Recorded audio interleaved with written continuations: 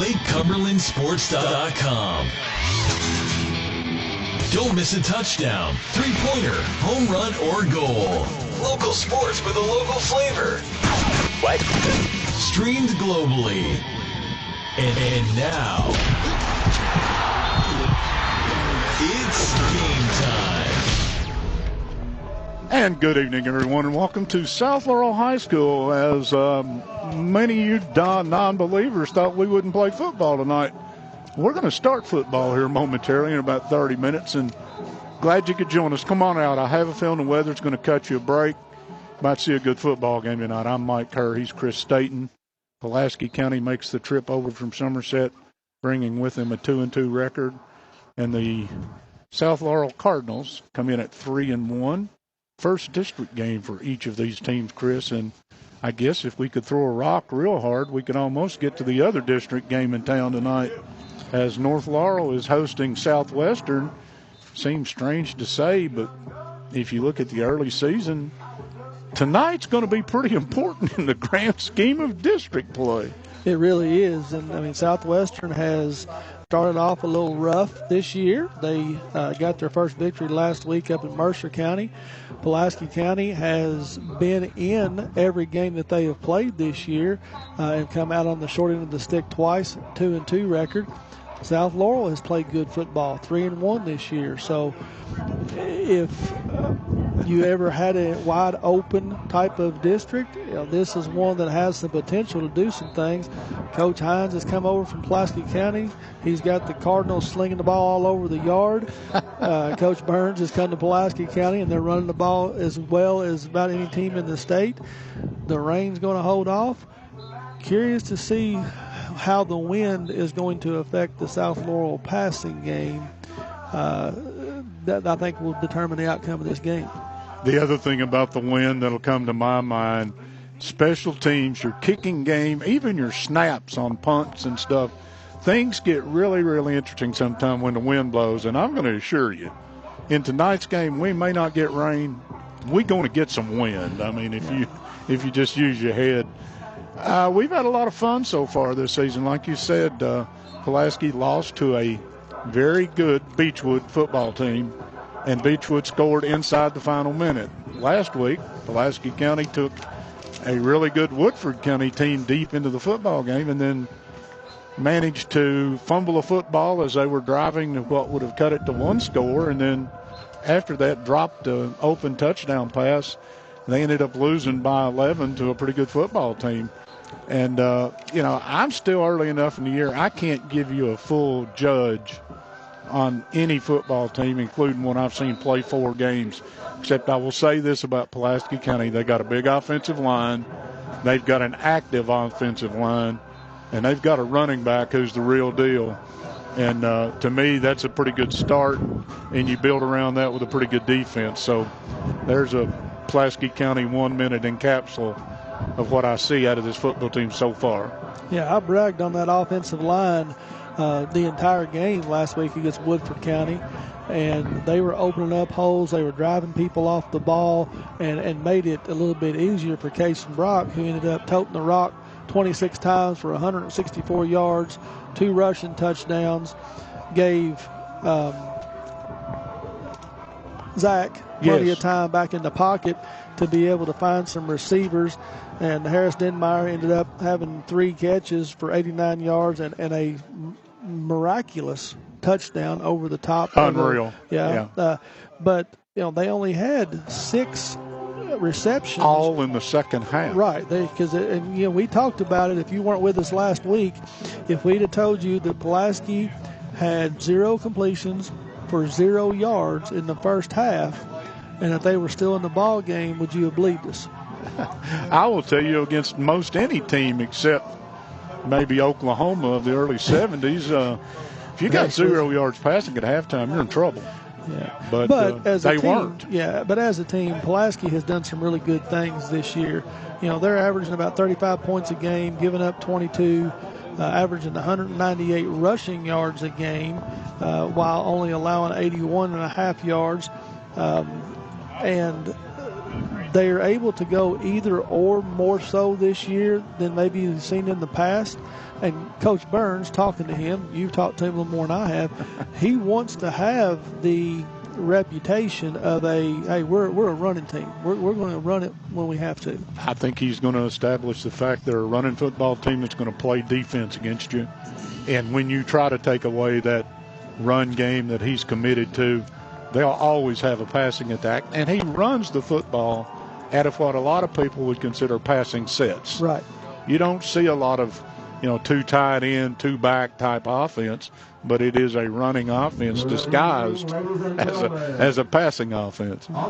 And so Zach Anderson on the season, he's 39 for 64 for 763 yards. He's got 9 passing touchdowns, so he's averaging 190 a game.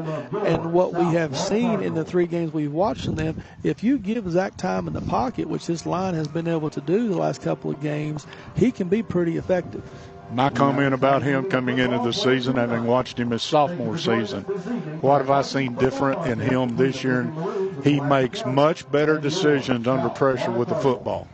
He doesn't throw into coverage. He's willing to tuck it down and take a couple yards here or there, even take a sack if he has to. To me, that's the growth of a quarterback. He's a weapon, and I think they'll use him tonight. Again, the wind is a factor. Right. But they play baseball in Wrigley Field. So both teams are playing with the wind tonight is what I'm getting at. Right. So it's going to be a challenge. It will be a challenge, and in the kicking game, again, I'll be redundantly redundant. If you're in the kicking game tonight, if you're a receiver, if you're a deep back, or you're the punter, your job got infinitely more difficult than it would be. So we expect the rushing attack by the Maroons to be a big factor in this game. And right now they're led by sophomore Kason Brock. He's rushed it 79 times on the season, 505 yards, which is about 126 a game, Mike. And he's not the only one. You have Ethan Idlewine. Seems like he's been in the program for 10 years. But he is a big bruising back that runs between the tackles and does it good well. He has spelled Kaysen at times. He's got 19 carries for 118 yards. And then you have freshman Winston Ford, who's come on and looked good. He doesn't have the average that those two guys, but he's 21 carries for 88 yards, and he's had some success as well. You're going to hear his name tonight. You will. He has that quick step as a back, and I expect to see more out of him against South Laurel. Everybody, we're going to get this out of the way one time. Everybody knows the John Hines story. Head coach at Pulaski County for 27 years, assistant coach for a couple of years under Coach John Kane. Took a program that was not at the top of the page in high school football, got to the top of the page, and as any other thing, marriages, cars, lots of things after 27 years get old. And Coach Hines, there was an agreed parting of the ways, and he retired as far as I know. And Coach Burns stepped in. And Coach Burns is a first-year head coach. And he played at South Laurel High School. 2013, he was on the last South Laurel High School football team to beat Pulaski County. And he led the team in tackles that night. That's just a little history. This thing's got some webs tonight. And I've talked to both coaches, and both coaches, without any hesitation, said they want to play football and let the kids focus on football. And there is no reason for all the other stuff, but some of the people can't let that go. You're right. And South Laurel, they have done some really good things this year. They have been led by Mason Griffin at quarterback. He's a big young man. I was watching him down here warm up, and I didn't realize, even looking at the stats, he goes 6'3", about 220, and, I mean, he's a stocky 220. He passes the next-level look test. And so he's completed 88 passes on the season on 131 attempts. He's got 955 yards, 7 touchdowns with 4 interceptions, averaging about 238 a game. So he is going to put the ball in the air. If you've followed, listened, watched Coach Hines football, that's what they're going to do. But they're led in rushing by Wes Dow. He's carried it 55 times for 252 yards. averaging about 63. Hasn't got into the end zone yet tonight, but he's going to be able to carry the ball for them. We're about 20 minutes away from kickoff here, and so we are going that was a hand signal. So we appreciate everybody listening to us tonight. This is not the Buffalo Wings and Rings game of the night. It's over at Somerset as Lincoln County has traveled down 27. That's the video game tonight. Did I say audio? I don't know. Okay, video game of the week. So be sure to watch Wings and Rings video game of the week on Lake Cumberland Sports. Our next video broadcast will be next week again at Somerset as Breathitt County will come calling to the Briar Patch. And then the week after that, we will be the video game of the week as North Laurel comes over to PC. And then you'll finish up with 2 games at South Laurel, which will be 2 games at Southwestern. South Laurel will visit the reservation, and then these Maroons will travel down there for the last game of the year. If you go ahead. I was going to say, so our keys to the game. We've talked a little bit about the weather, the wind, the kicking game. What does PC have to do tonight, though, to come into this game to get the first district win? You got to take care of the football. You got to stick with the running game no matter what happens. I noticed that with Coach Burns.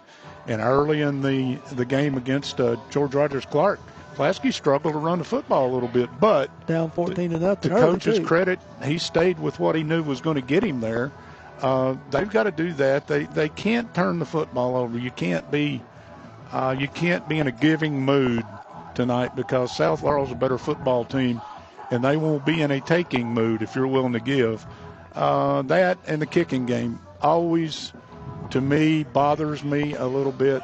South Laurel's got a kicking game. They've got a field goal kicker that they'll use. Pulaski's yet to show that part of their weaponry. Do they need it yet? I don't know. But I would hope at some point in time we get to see that. So those are the Whitest Cabinets keys to the game. If you need new cabinets, the key is Whitest Cabinets. We value your business, offering friendly service and reliable products. Let our design experts turn your vision into reality. Visit us today at South 27 and Slate Branch Road. Whitest Cabinets, the key to your dream home. We've seen something tonight that we've not seen in the first 4 games of the season, and we have a Maroon on the Lake Cumberland Orthopedic Sports Medicine injury report. We don't know exactly what's going on with him, but Boone Godby is not in uniform tonight. I hate to do this because I'm not a doctor and I don't play one on the radio. I've been told that they're going to have an MRI done on a knee. Okay. That's as far as I'm going, but that's what I was told. If it's not correct, I apologize, but I think right now they're still in the evaluation stage. But he is in street clothes. He's here. He is not in pads, so he is definitely will not be in the lineup tonight. So Dr. Jesse Pace and Dr. Patrick Jenkins of Lake Cumberland Orthopedic Sports Medicine for athletes of all levels, from the weekend warrior to the professional. At Lake Cumberland Orthopedics, our goal is to get each patient back to the highest level of physical activity possible. We are proud to support local athletes by serving as team physicians for Lindsey Wilson College, Southwestern, Somerset, Pulaski, and Wayne County High Schools, and other athletes throughout the Lake Cumberland region. I'm going to grab just 1 second here for a thank you time. I want to thank the folks from Fork Broadcasting, because without them, we would be somewhere on top of this building instead of in the building, and thank them for sharing space with us. And for all the folks here at South Laurel, they went out of their way to accommodate us tonight and get us where we're inside now. I'm just dependent on the man who told me it would not rain. Right. I'm with him, man. But anyway, thanks to everybody here, and Neil Warren and Jeff Irvin. I first met Coach Irvin, and I still call him that, when he coached here at South Laurel before he left and went to Alabama and came back and all those things. One heck of a football guy. I will give you that. And again, they are building a football program. They have a feeling about this program right now. Are they ready to take Pulaski to the woodshed? We'll find out. Right, and the weather appears that it is going to hold off. The weather forecast that I looked at says we've got about a 3.5, 4 hour window. That's all we need. Right? We want 3.5 hours. That's good. Yeah, we can get it in now. As we've mentioned several times, and I'm sure we will several more times tonight, the wind is going to play a factor in this game, whether it be in the passing, the snaps, the punting, the kicking, however you want to say it, it will affect this game. Yeah. But both teams right now have went back to their respective areas. I know Pulaski didn't go to their locker room. They're over on the baseball field right now. And then South Laurel has went to the locker room. We're about 15 minutes away from kickoff. The way the locker situation is here, they are building an all-purpose facility as we came in the gate down here. Yes. It's under construction. But right now, Pulaski's warm-up area is over, as you said, by the baseball field. And that'll get rectified very soon. And underneath is where South Laurel's players are all in their locker room. They have turned this into an absolutely showcase facility. Yeah, and you mentioned before we got on the air tonight, a lot of schools, and thankfully so, have been able to, by the grace of boosters and private donors and whatnot, have been able to put the money in to the fields. And we have a turf field here tonight. With all the rain that we have had, Pulaski played on a grass field that by the end of the year turned into a mud ball. Oh, gosh. I remember one year they played Bowling Green. Yeah. The day or week before, they'd had a band competition at Pulaski County. Bowling Green showed up, and it was like, here's two really good football teams playing in a not very good atmosphere. Bowling Green's coach, well-respected, Coach Wallace, said worst playing conditions he had ever seen in his career of coaching. Fortunately, those days are gone. That will not be an issue tonight. And they've got a Jumbotron. Yeah. Big scoreboard that even I can read. Yes. And turf field with the black S outlined in white and red, and has the South in the south end zone. Yes. And the Laurel in the north end zone. And it's a beautiful stadium. It really is. So field conditions will not be an issue tonight. That is awesome, too, that we've been able to get to that point because, as you said, in past, this would have been a quagmire. No matter what it looks like when you start, it chops up and falls apart. It'll look just like this tomorrow morning. That's right. Now, I'm sure they probably got a middle school or elementary school. They've got games being played over here, because that's another great thing. They had an 8th grade game last night, but it was at Corbin. Okay. But that's another great thing that a lot of people don't think about is these high schools have gotten these turf fields, and they're not the only ones that use them. You have absolutely. You have soccer, you have a lot of different people, plus all of your youth teams. Maybe that's not their primary spot, but they get to come in and use that, and that's big for those young men. Well, I did a senior night soccer thing for my son-in-law last night out at Southwestern, and during that, Southwestern's JV team was playing up on the big field out at Southwestern on the turf. And, again, you used to hesitate to do that in these kind of conditions because your football team, your varsity football team has to have somewhere to play. And it's a good thing. I'm happy. Pulaski's brought a pretty good crowd over tonight. That's the sign of, is a program being supported or not? And right now, the jury still says Pulaski County's being well supported.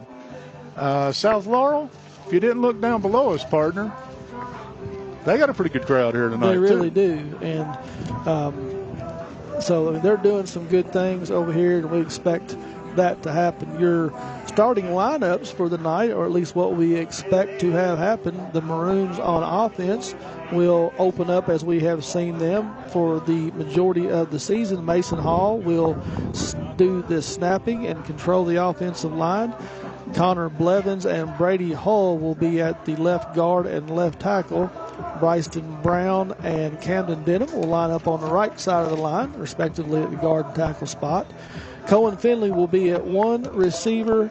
Harris Denmeyer will be at the Z receiver. Ethan Idewine will float around all over the field, but he's slotted to start in the slot tonight. And then Boone Godby is the only one that we have out tonight. And you can have a combination of Toby Wright, Caden Carrier, probably going to see a lot of Will Adams, and probably Gavin Atwell at the other receiver spot. Kason Brock will start at tailback, and then Zach Anderson will be your starting quarterback.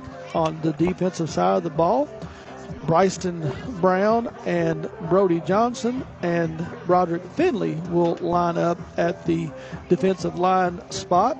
Colton Kane will play the Rebel right end spot. Will Adams will start at left corner.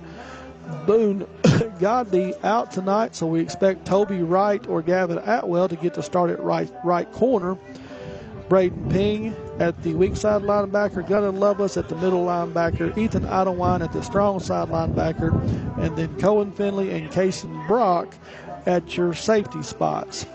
5-man crew tonight, and again, that's the hope of the KHSAA. With all crews to be 7-man crews. They're lucky to get 5-man crews together for all of the football games on a Friday night, but last night, couple dozen or more teams played on Thursday night. And so we are about 10 minutes away from kickoff. We are going to step out, to do the national anthem. When we come back, we will finish up some things and get ready to bring you live action from South Laurel High School.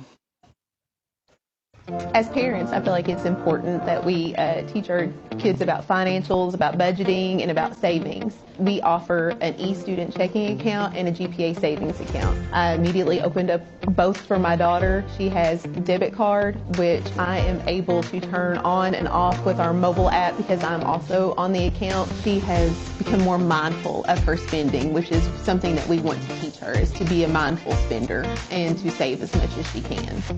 It's a great time to get your new F-150 at Alton Blakely Ford. The Ford F-150 redefines working remotely.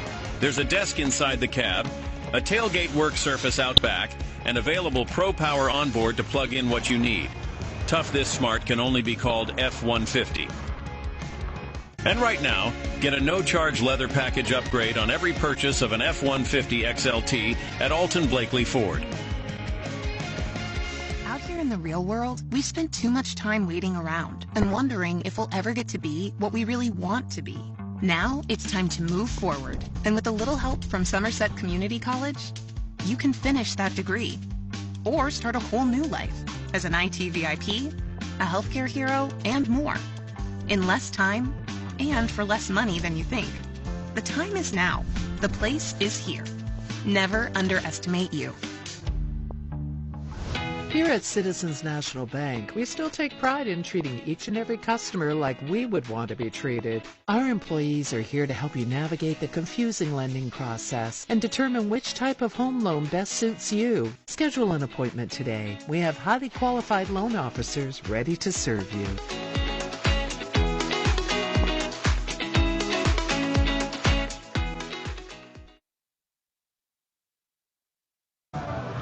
And welcome back to South Laurel High School. We are getting ready for what will be a good high school football game. District game, away game. Coach Burns has come to Pulaski. Coach Hines has come to South Laurel. We've had a changing of the guard. You know, the only coach in this entire district who's still at the school he was at when the season ended last year? Jason Foley. Jason Foley at Southwestern. No, Clevenger's still. He was at Somerset last year. Somerset's not in this district. You're though. Exactly right. But thank you. What I'm getting at is Harlan County has a new coach. South Laurel has a new coach. North Laurel has a new coach. And it's just a turning of the guard. And we've got the old and the new. John Hines take anger at me for calling him old. Let's see. He coached you in what? Pee-wee football. 9 through 12-year-olds. He was the Steelers. bat boy on our Babe Ruth baseball team. His brother played with us. So it's the old, and then on the new, Coach Burns, who first year he's had his first win as a head coach. That came over Danville. He's had his first home win. That came over George Rogers Clark. Are they ready? He had his first road win. Are the players ready? And now tonight, Are the players he ready? has a chance to get his first Are the district players ready? win. InTrust Healthcare Counseling Services made it their mission to be the trusted leader in promoting mental health in Kentucky for the last 25 years. We personalize your services to meet your needs, whether that be in our office, over the phone, or on your computer. Call InTrust at 606-676-0638. To get services started today from anywhere in Kentucky, you can always visit their Facebook page at InTrust Healthcare Counseling Services to learn more about how they can help you or your family today. At InTrust, your mental health matters. And Mike, the Cardinals are making their way onto the field, and they are dressed in the black jerseys with red numerals outlined in white, red pants, and the black helmet with, and I can't tell from the side, does it have a SL or a Cardinal on the side of it? I want to say it's a Cardinal, but probably a Cardinal. And then Pulaski is going to be in the road white uniforms. White on white. White on white, maroon uniforms, and the silver helmet as they are getting ready to make their way onto the field. What I like about the uniforms tonight, South Laurel's traditional. They've gone back to the black and red. Back in Black was played over the PA a time or two coming into this. They're trying to establish Pulaski. They've had so much tradition over there for so long under one coach. They've tweaked the uniforms around the edges. You could still tell it's Pulaski County, but it doesn't look exactly like their uniform. People make a lot of stuff out of it. To me, they're both good-looking uniforms, and that's all I care about. Well, and to be quite honest with you, I'm a little bit surprised that South Laurel didn't come out in the all-black. Black helmet, black jersey, you're black thinking jersey. Go with that. You know, yeah. At the college level, there are schools that are wearing that all-black stuff. Right. I think you ought to have to win a game or two before you wear all black, don't you? Well, that's for Kentucky's benefit that I threw potential. That one in. Captains for tonight's game for the Maroons, Brody Johnson, Cohen Finley, Braden Ping, and Zach Anderson will be the four captains for the Maroons as the rest of the Maroons make their way onto the field. South Laurel had the whole crew out there. I think John Hines will grab a couple and go back. It's me. I'm just going to be honest, me with all of our listeners. It is weird to sit up here and see Coach Hines on the other sidelines. It just is. When you do something for 27 years, things feel that way. But in about, 3-4 minutes, they're going to kick this thing off, and it's going to be just like every other Friday night. It's going to be a football game. Don't know the crew. Don't want to know the crew. There's only 5 of them. I've tried to make it my policy, especially after some of the other stuff that's going on. I've got a young man. You've got a young man. Your son's in a crew tonight, isn't he? He is. He's up at Garrett County, and they got to call with a 4-man crew last week. Ooh. They had an issue with one of their partners that was not able to make the game, and Chance told me, he said, that was a little more difficult. 4-man? 4-man. I don't even know which one you eliminate to try to leave you any way of seeing what's going on. So, anyway, congratulations to him and all the younger guys who are willing to officiate. If you're looking for something to do, I tell you how to make some good money. Yeah. My son-in-law is a soccer coach. You can come out and do a varsity soccer game and a JV soccer game and take home $150 in your pocket for an hour and 40 minutes worth of work. If you're listening to us and you have a family member, a young man, a young lady that's in their 20s that are looking for some extra money and want to work on a Friday night, want to work during the weeknight, soccer, volleyball, softball, baseball, football, middle school football, there are enough games to go around for you to stay as busy as you want. Let's see who won the toss. Pulaski has won the toss. And they're going to take the football. Yep, so Coach Hines is happy with that, and Coach Burns is happy with that. Well, that's two things. I could have told them they were wasting time flipping the coin. Right. Because if Pulaski won, they were going to kick. Somerset or Pulaski going to receive. Just a fact. That's old habit. I said that terribly. So Pulaski will receive, and they will be coming out of the north end zone. South Laurel will be kicking from the south end zone. And I have, as we've talked about the wind, left to right. Looking at it, it is going left to right. So South Laurel will be in the first quarter will be playing with the wind. They spent plenty of time going over whatever the wind rules were today. I don't know. Pulaski will trying to see. That's forward deep, who they would send deep. And Denmeyer to the right. And just trying to pick up a number or two for you 24, here. Braden Ping. That's Ping over here. Ping's, I think he's moved up about fourth on the tackles list on defense. He's having himself a season. What do you need, partner? Nothing. Good. I got everything I need? I think so. We're close to having what we need. Again, I love the fact it's just about dark and the weather has cooperated and this far. And the scoreboard just is, because of the darkness of the situation, it very good looking. Yeah, it really does. You ready to go? And we are ready to go. And this is Chris, and here's the opening kick. And this is going to be a low line drive that Finley is going to try to field, and he'll hit it and go straight down, kicking it off for the Cardinals was Caleb Marion, and the Maroons will take over at their own 29-yard line to start this one off, Mike. Can we give Payne credit for a tackle on that? Maybe. He covered his teammate pretty well. He did. 30-yard line. So Anderson will make his way on the field, and they will open with a I formation, 2 receiver set. Toby Wright will line up at a fullback. Anderson will go under center. And Casey Brock at the tailback. Turn and hands off to Casey off the left side. He gets right through the A gap, slips a tackle, and fights his way up to about the 35. Give him 6 on first down. End up being 2nd and 4. I will say this about Brock. He's just a sophomore, but he is a big running back. He is a strong running back. And we saw him go to the house from 60-plus last week, so he's got pretty good getaway speed, too. Idlewild has checked in. Denmeyer goes in motion, turns around and hands to Brock heading that way, and he finds some room, runs into a tackler at the 40, fights his way across the 40, and will get the first down of the night as give Kaysen another 6 yards on the second carry of the night. Can we borrow an old John Kane phrase here? Yes, sir. Going to run it till they stop it.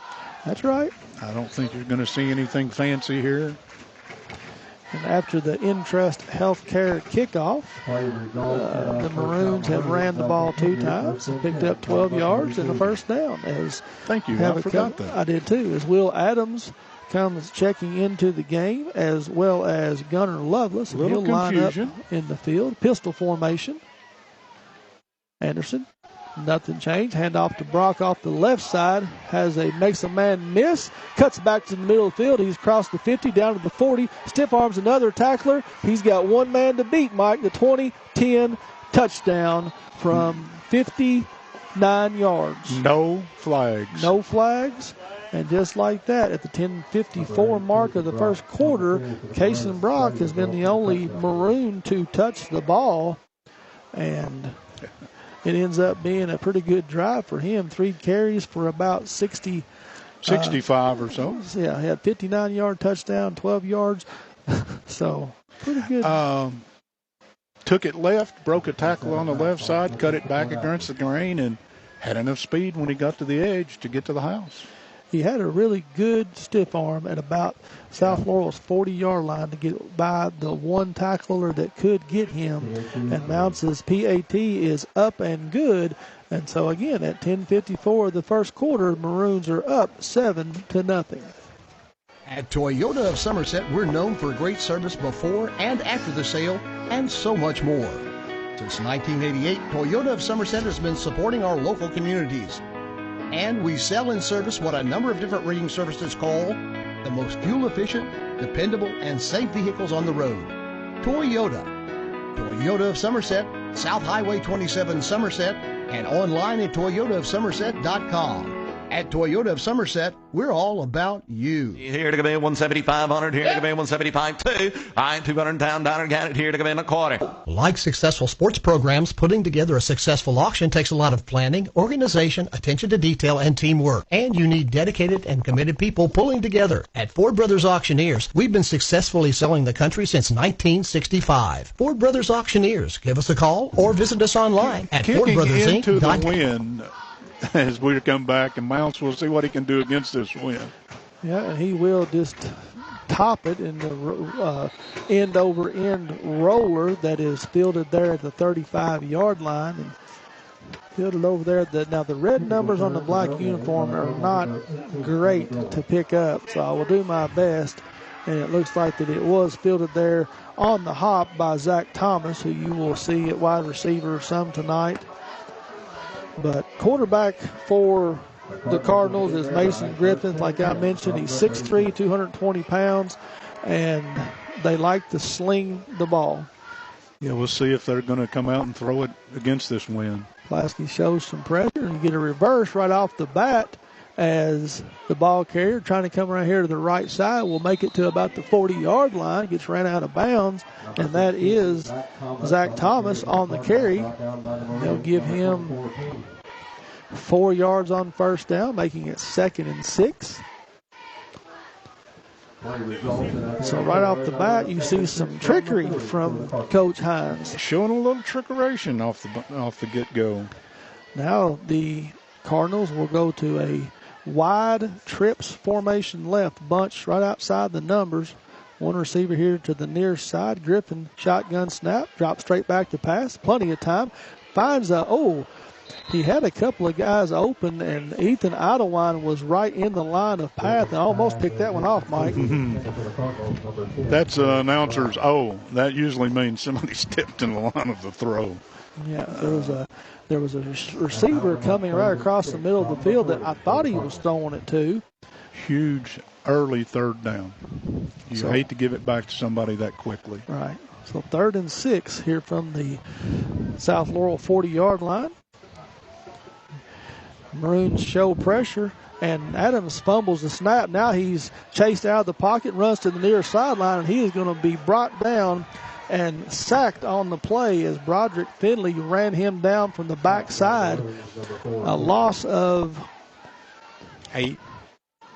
Yep, going to say a loss of 8, so it's going to set up 4th and 14. Got and one the for Cardinals you. Are going to have to punt. You can't blame that on a quarterback. Well, or the snap hit him in the hands and he dropped it. Well, then it is his fault. If he would have fielded it clean, of course, that just threw off the timing of everything. Right.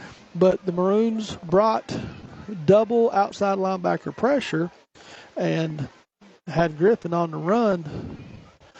And they show some pressure there. And the ball is going to hit at about the 45 and get a great roll with the wind, and it's still blowing it. 40, 52 yards. You're going to die at about the 11-yard line. So 52 with the wind. That was in the air for about 15 yards. Yeah.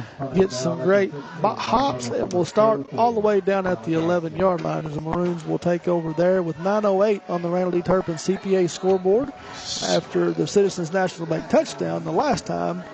Pulaski got through the Rick Barker red zone.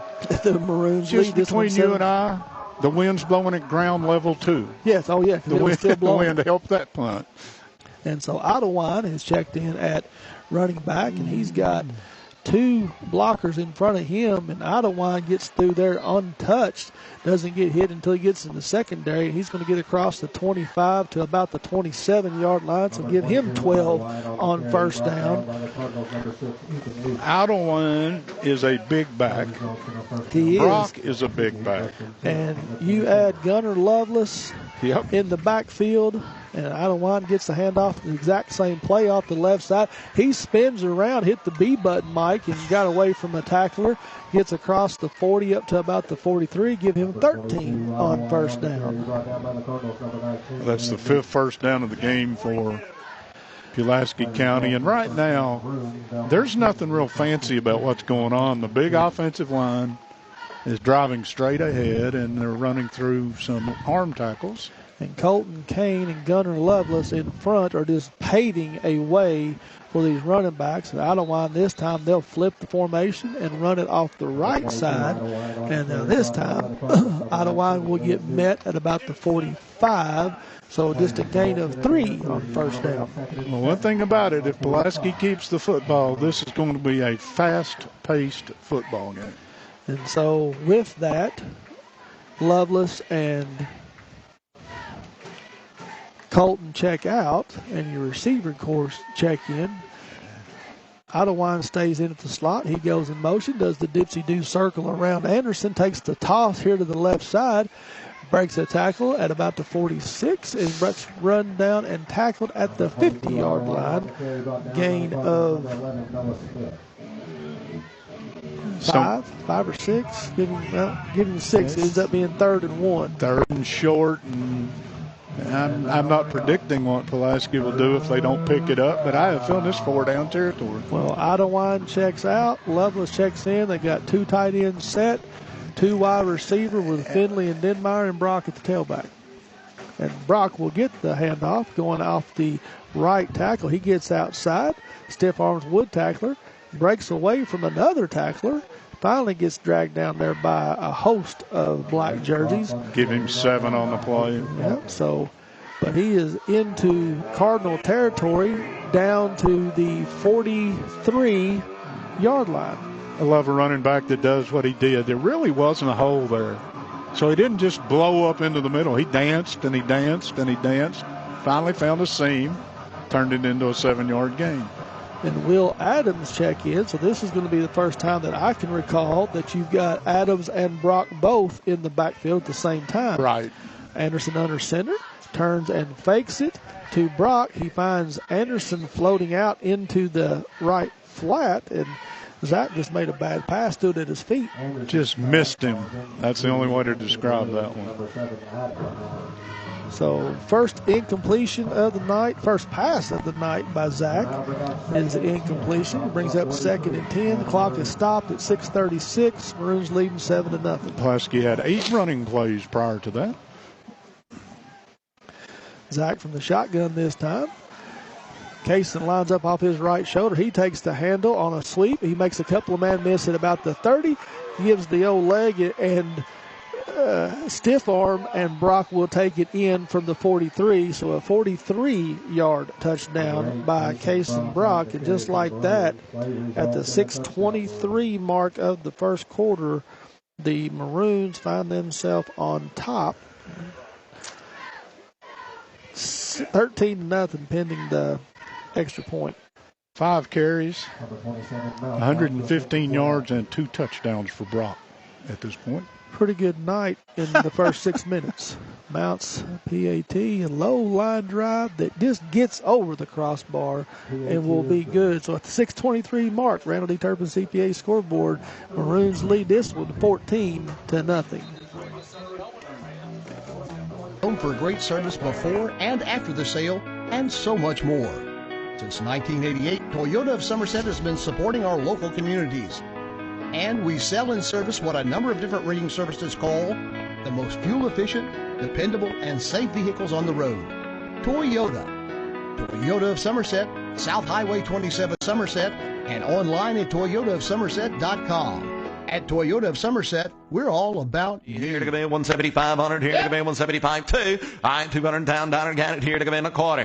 Like successful sports programs, putting together a successful auction takes a lot of planning, organization, attention to detail, and teamwork. And you need dedicated and committed people pulling together. At Ford Brothers Auctioneers, we've been successfully selling the country since 1965. Ford Brothers Auctioneers. Give us a call or visit us online at FordBrothersInc.com. Ford Brothers Auctioneers, we're selling the country.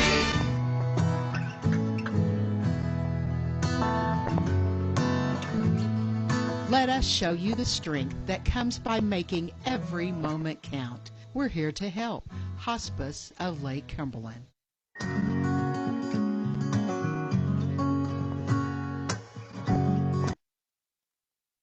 Yep. So as we come back here to South Laurel High School, had an injured South Laurel Cardinal on the field, Waylon Hensley, but he was able to walk off under his own power. Mounts will stick his foot to it. Ball fielded at the 15-yard line. Return man will get it up to the 30, so we'll give him return of, we'll set it just across the 30, so a return of 16 on the kickoff. Trying to get a number for that young man, and I believe that was Zach Thomas again on the return. It's not 16.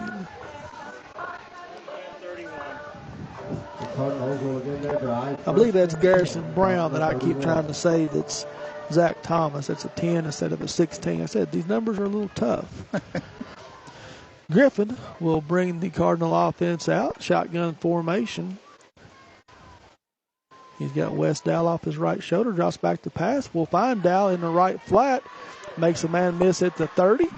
And fights his way up to about the 37-yard line. I think what they're going to mark, maybe a 38, Mike. All right. So that will be a gain of 8 on Donald on the catch. First down. Yes, Dow, number Dow, 3. Yeah, Wes Dow. Yes. He just swung out of the backfield and caught First completion. the Maroons in a little zone coverage, and Dow made a nice move, and a couple of players miss. Now Dow and Thomas are going to line up in the backfield. Thomas goes in motion to the left side, and there's another ball that gets on the ground as Griffin tried to hand it off to Dow, and they just had a bad exchange. So early in this one, South Laurel is kind of shooting themselves in the foot. Yeah, and Ping put the finish on the ball carrier on the ground after the mishandling. So that hurts. Wes ends up getting the carry, so he loses about 5 on the play. We'll set up 3rd and 7. Maroons show pressure again. A little screen pass here to Dow. He gets around there, gets across the 40, needed the 41. He's going to be real close. Depending on the spot, looks like he's going to get enough. Well, it depends on whose foot we're going to use. Guy on the far side clearly says, but he matters not. And it will be first down. First down. Yep. Gain of 7.5. I'm going to call it 8 if you don't mind. There you go. So first down. Dow just took the sling pass and was able to fight his way to get the first down yardage that he needed. The initial first down for the Cardinals. Empty backfield set for Griffin this play. 3 receivers to the far side, 2 here to the short side of the field. Dow drops back. He's looking. Gets a little bit of pressure. Flushes him out to the left side. Looking for his intended receiver in Elijah Rourke. Just out of his reach and will fall incomplete.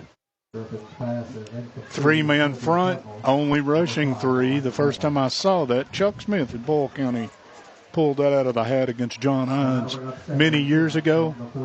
And they allowed a quarterback named Cole Drawn to stand back there and run around all day if he wanted to.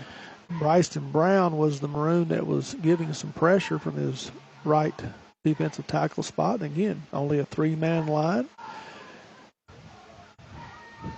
Griffin takes the snap, hands it off to Dow, and he is met right in the hole by a host of Pulaski County tacklers. Yeah, at your line.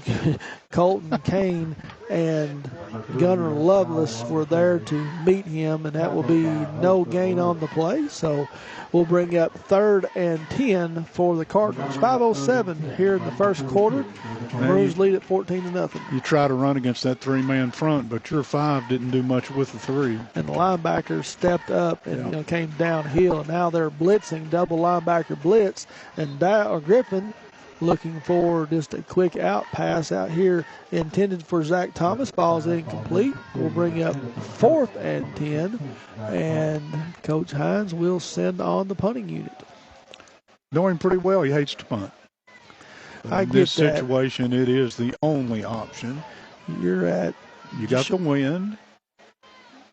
You got to take advantage of it when you can. You know, if you're a South Laurel punter, you want to kick it away from Cohen, who is standing back at his 20-yard line, and we get a snap, but we get play blown dead before we can get it, and it's going to be a false start on the Cardinals. So that's our first flag of the night. That is our first penalty either way, and There are 5-yard penalties that really hurt. There are some that are almost irrelevant. That one's almost irrelevant. That was one of them. So it does back it up 5 yards, put the ball at the 37-yard line. 14-0 Pulaski leads if you just joined us on the Randall D. Turpin scoreboard. So there's the snap, and he will get the punt off. It'll hit at the 30-yard line, take a big hop, but Finley will get away from it, and it will keep on wandering down to the 14-yard line. When's the last time you saw a 54-yard punt off of one step? It's been a while, but that's where the Maroons will take over here at the first quarter. And the clock was stopped for much of South Laurel's possession, and now it continues to run. So they're keeping it on the field. So it's not our fault. It's not your fault. It's the asphalt. Okay. I landed in a plane one night in Louisville, and that's what the Southwestern flight attendant said. So Maroons' third possession of the ball game. Anderson lines up in the backfield, hits Brock on just a little swing pattern in the left flat. He will get up to about the 20. Give him 10. We'll see if it's going to be, I think it's going to be just short, Mike. Give him 9. Give him 9. And we have a official's timeout for something. I don't know what it was for. Just a substitution, it looked like. Maybe an equipment issue, but they wind the clock, and we're ready to go. We're ready to go. And Anderson will have Brock off his right shoulder, hands it off to him. He gets hit in the backfield immediately. That's not Brock. That's Ford. That's Ford who is checked in. They snuck him in there on me. But, tricked us. And they ended up giving Pulaski the first down, they did. too. Yeah. So we sheeted Brock out of the yard, but Ford comes in and he picks up 4 on first down. I'm going to try to correct all that.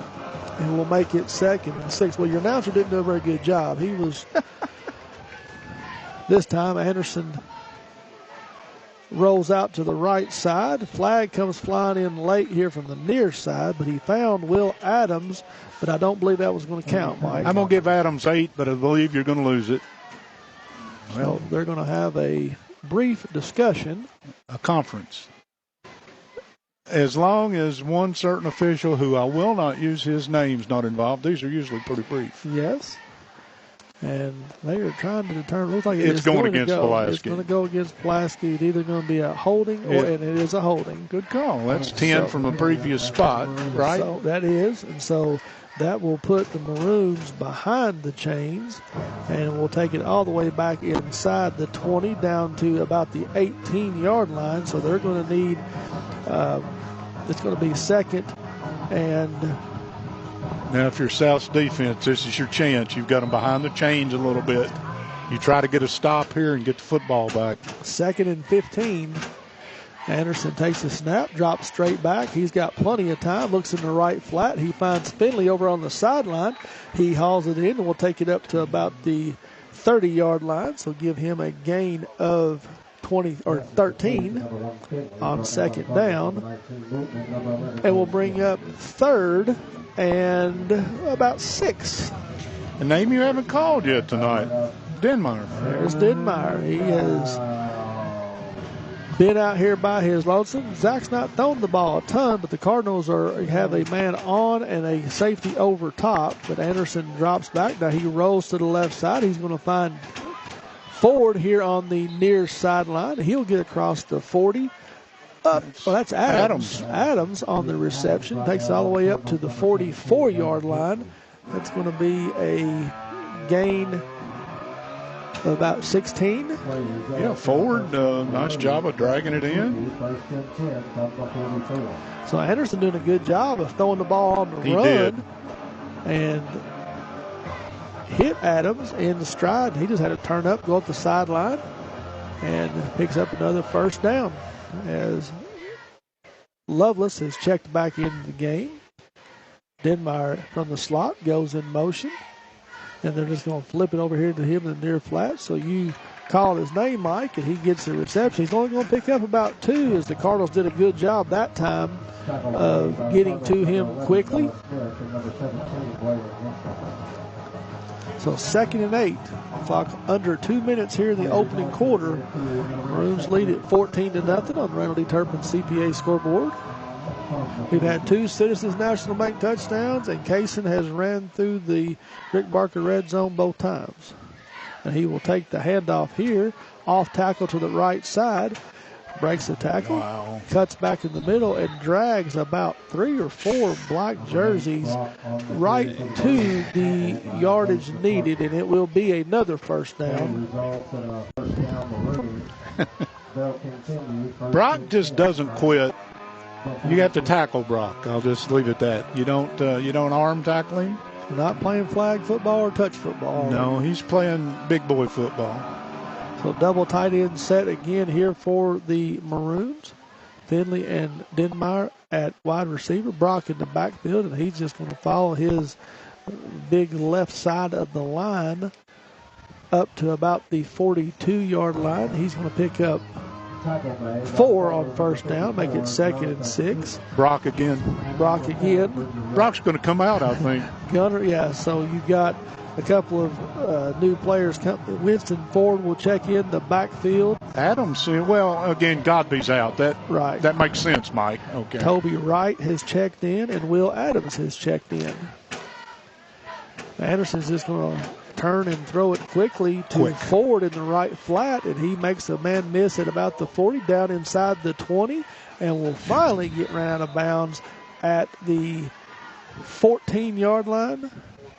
Was that do the math on that one. 7, gain of 29. Thank you. And they are in the Rick Barker red zone at the 14-yard line. And that may be, I don't know why the clock's not started. The play clock is running, but the game clock is not. It is now. There it goes. And the ball is handed off to Ford, and he is going to pick up. Well, it wasn't Ford. That was Lovelace. That was the first man through, so Lovelace gets the carry. He picks up 2. I think that may be his first carry of the year. It may be, and that will bring us to the end of the first quarter. And Coach Burns will be content to take the 14-0 lead into the second quarter. And when we come back, as the Maroons lead this one 14-0 on the Remedy Turpin CPA scoreboard, we'll be right back after this. As parents, I feel like it's important that we teach our kids about financials, about budgeting, and about savings. We offer an e-student checking account and a GPA savings account. I immediately opened up both for my daughter. She has a debit card, which I am able to turn on and off with our mobile app because I'm also on the account. She has become more mindful of her spending, which is something that we want to teach her, is to be a mindful spender and to save as much as she can. It's a great time to get your new F-150 at Alton Blakely Ford. The Ford F-150 redefines working remotely. There's a desk inside the cab, a tailgate work surface out back, and available Pro Power onboard to plug in what you need. Tough this smart can only be called F-150. And right now, get a no-charge leather package upgrade on every purchase of an F-150 XLT at Alton Blakely Ford. In the real world, we spend too much time waiting around and wondering if we'll ever get to be what we really want to be. Welcome back to South Laurel High School here in London, Kentucky. No rain yet, he says, as the actually it's turned into a beautiful night. I'm telling you what, temperature's great. 2 tight ends set. Anderson will take the direct snap and keep it himself. He follows Brock off the left side, makes a man miss, still fighting for the end zone, Mike, and he is going to get in from 12 yards out as Anderson showed a little bit of grit right there, as that will be a Citizens National Bank touchdown, the 3rd of the night for the Maroons. I did not have that on my play sheet. Well, I don't know. That Anderson doesn't carry the football very often. Defense did either. And evidently they saw something in the defense, and he saw something, but got hit at about the 4 in that neighborhood and fought his way into the end zone. Well, wait a second. We got a late flag, Mike, that came in, so I think maybe they have a sideline warning against the Maroons. So, That's just a warning, though, right? Well, no, they did not count the I don't touchdown. think they counted the touchdown. Back it off. I did not see the touchdown. That's amazing if that's the call. I think that they count. I think this is the two. This is PAT? Well, no, I don't guess. But Anderson's going to take it himself off the right side. He's going to fight in there. This time he's going to get all the way down to the 1 yard line. He either gained 5 yards, 6 yards, or the PAT failed. And it was 6 yards. So they wiped off the touchdown. Unbelievable. Due to a sideline warning. I'm okay with the outcome, I think. So Anderson will give up the touchdown. He'll end up with 6 on that carry. Yes. And it will be 1st and goal from the 1 yard line. So a sideline warning? Sideline warning. I thought you got a warning. Yeah, so I did too. As Brock from the Wildcat formation will just take it right up behind the center, and Cason will get in. That is his 3rd touchdown of the night, and there are no flags, so that one will count. That is a Citizens National Bank touchdown, as Pulaski spent some time in the Rick Barker red zone. For the first time tonight. They will take a 20-0 lead on the Randall D. Turpin CPA scoreboard with 1 tick remaining, as Mounts will do the honors with Denmeyer, the holder. Mounts is perfect 2 for 2. Go ahead. No, I was just going. This one had the wind behind it. And it is up and over, and so just like that, quick strike offense here in the 2nd quarter. Maroons lead at 21-0. It's Don Franklin Somerset family of dealerships, and a big old thank you to them. They are the official photography sponsor of Lake Cumberland Sports. I want to thank them as always, and they work daily to provide their customers the best possible experience. You can visit any one of their 5 Somerset locations or go on Facebook at Don Franklin Somerset Family of Dealerships, where you treat you like family. And let's not forget Modern Systems since 1979. Well, the officials have a bus to catch. I'll get back to Modern Systems pretty quickly, but I think we're ready to go. Yeah, it is real close. Hate to cut in on, the game. Yeah. We did get a couple of score updates from the other district games tonight, and other in-town games tonight is Somerset taking on Lincoln County, and Lincoln leads that one 3-0 at the end of the 1st quarter. And Southwestern, just across the road over here, playing North Laurel, lead that one 9-0 after the 1st quarter. Mounts low line drive kick. They'll hit at about the 10 and get through the end zone for a touchback. Mount says, I can kick with the wind. Y'all think I'm going to kick it in with the wind? I'm going to kick it low and all the way into the end zone. That is something, if Pulaski improves their kicking game, with 3 for 3 in extra points tonight. Actually, that 2-pointer was a pretty good run that they put in. It didn't count, but anyway, it's the 3 for 3, and then the kickoffs have been solid, and I don't think they punted the football yet tonight. So no, I'm on special teams watch for this football team. So Mason Griffin comes back out at quarterback. He's going to send 2 receivers here to the near side. Has one split wide to the far side. Dow joins him in the backfield, but Griffin throws out here to the near side, and he finds his receiver, which was Garrison Brown. But what kind of tackle would you call that? Was that a calf roping takedown special? I mean, yippee-ki-yay, I don't know. Was that Adams on the tackle? That was, and he brought him down quick and lost 2 on 1st down. So 2nd and 12 inside their own 20-yard line. Griffin empties the backfield, drops straight back.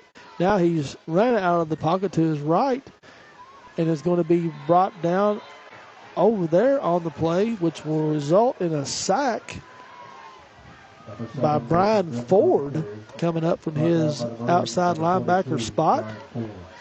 And a loss of 4 brings up 3rd and 16. So the Cardinals are going the wrong direction, Mike. Yeah, and the bad thing is the clock is not their friend right now. They're deep in their own territory, going to be punting into the wind unless they pull a rabbit here. Griffin, empty backfield set once again.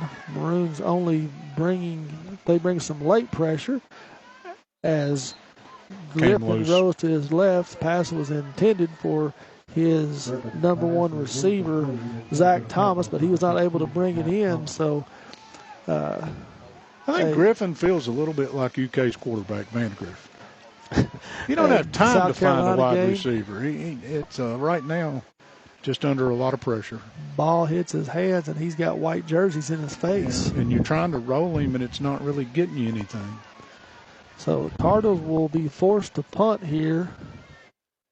That's been a bright spot in their game, but now they're turned. Right. So the wind has been in their favor, and they're going to get there's a roughing the you're going to get a roughing the kicker penalty, and that will be 15 yards. And I don't know. 4th and 1. So that's not an automatic first. Pulaski County's second penalty. But as we saw, the punt only went about 20 yards, but now the punter got clobbered. You tried to kill the punter. So the snap wasn't perfectly clean, let's be honest. It was low. But still.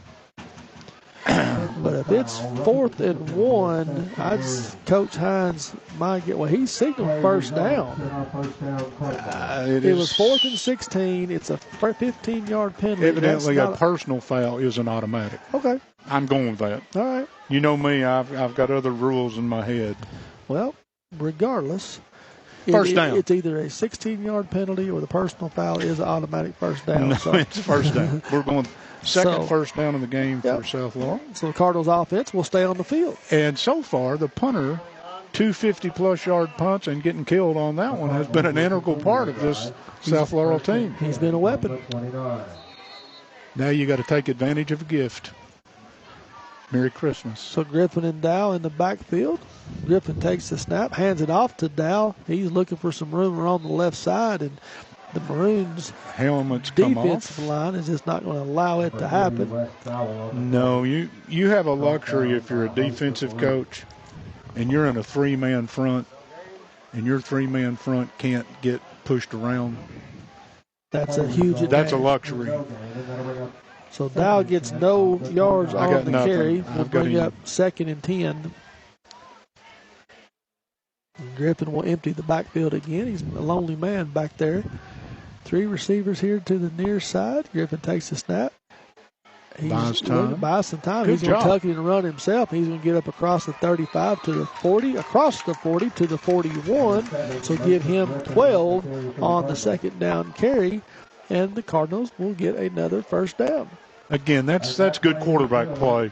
Really nothing out there, but he rolled and bought enough time. And then when he sees the seam, he says, I'm not going to get anything downfield. I got to go. And that's good quarterback play. So with only a 3-man rush and the other 8 dropping in coverage. Give him time to get even deeper in coverage. Yeah. So this time, Griffith with 2 backs along his side. He just throws it out there into the flat to Wes Dow. Dow makes the reception. Turns across the 45 up to near midfield. Spots it down at the 49-yard line. So that will be a gain of 7. Make it 2nd and 3. So the Cardinals showing some life here in the second quarter, Mike. They've taken the ball from their 20-yard line, moved it up to midfield with the help of a nice football. Yeah. When he's got time to get his feet set. So quickly hands it off to Dowd right up the middle, and Lovelace in there to put that one to rest very quickly. He brings Dowd down for no gain. So 3rd and 3. 7:40 remaining in the half. Maroons lead this one 21-0. The Cardinals showing some You life. wonder if that fake to the running back, he actually gave the ball to the running back, but he was looking downfield. Was that to see if the safety bit? Yeah, I think you're going to see the RPO, whatever. Yep. Because right now, the Maroons defense, there is no safety deep. They don't use one right now. Yeah, they've got 11 guys within 7 yards of the ball. And Griffin drops back. He's under pressure, and he's throwing it with a Maroon draped on him. And that will go down as an incomplete, as Brian Ford was the one that was putting the pressure on. And Griffin was just trying to get rid of it, and Coach Hines will send on the punting unit.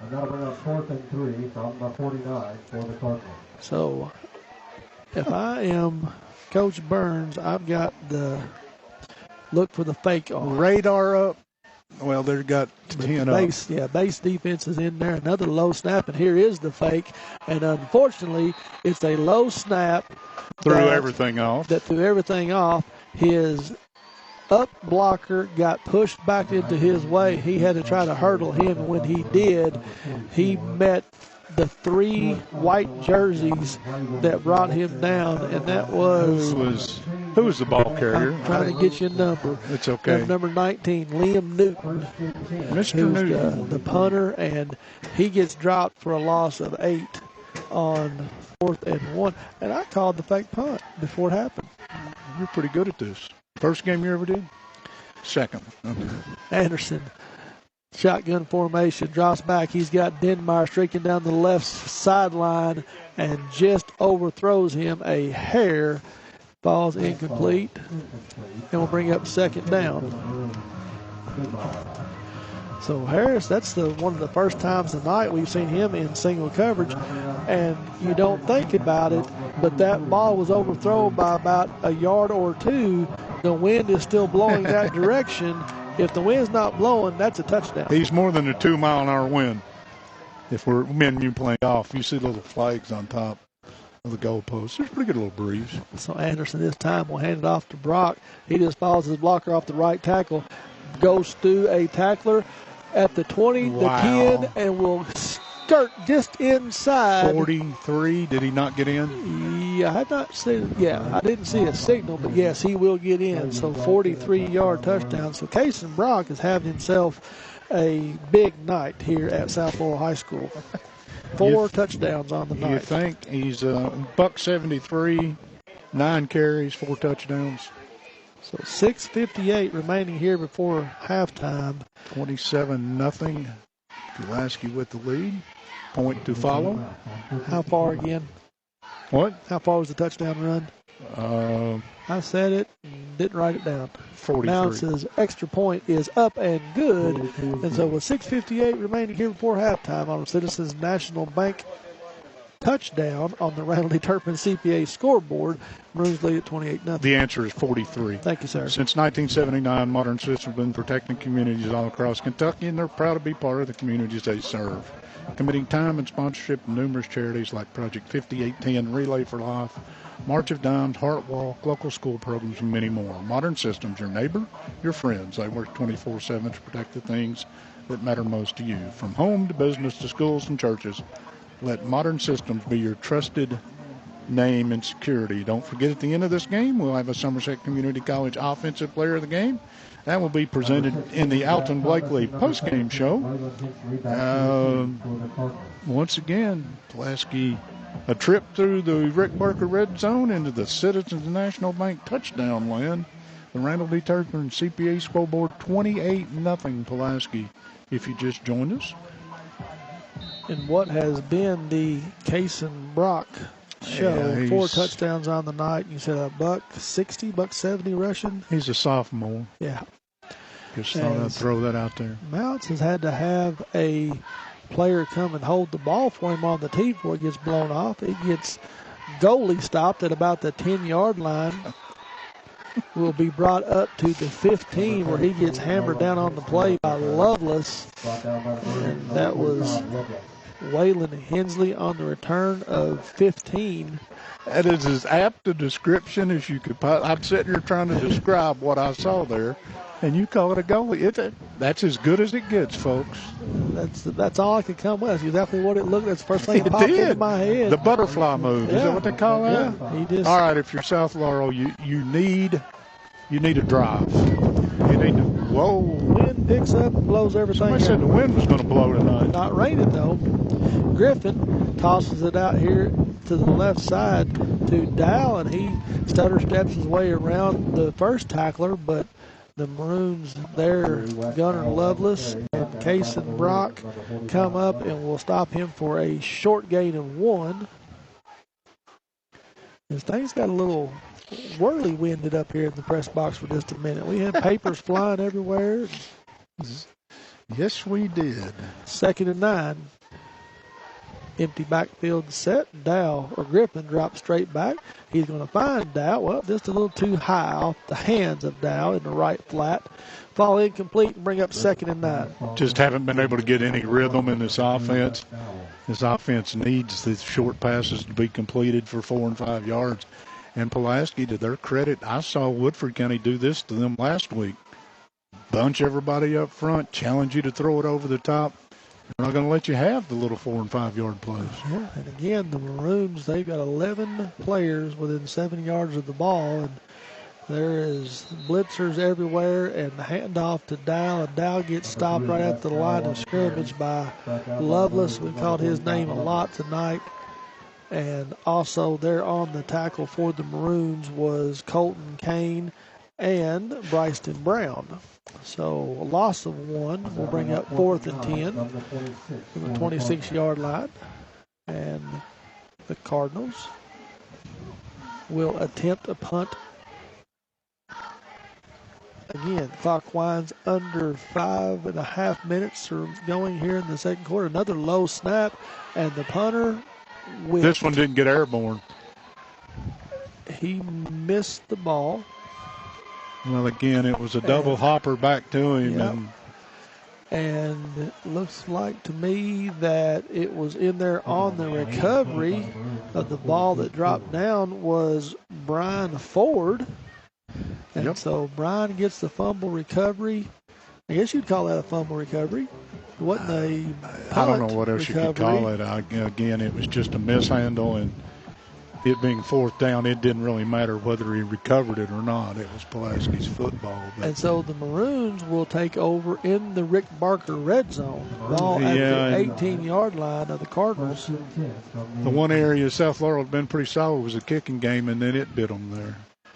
And so pistol formation, Brock behind Anderson. He gets a handoff running off the left side. He makes score. A man miss, and he is going to get in, but flag comes I'm going to call that one back. Yep. So 18-yard touchdown run, but whoa, Nelly. Speaking of whoa, Nelly, who does Michigan play tomorrow? Michigan is on the road tomorrow, and will take us. I'm waiting for the signal here. Has to be holding. Oh, 100%. As holding. Good call. Yeah, Stevie Wonder would call that one, all right. Well, no, I said the Wolverines are on the road. They get to play at the Big House again tomorrow. They host the Golden Gophers of Minnesota. Huh. I'm going to take Michigan.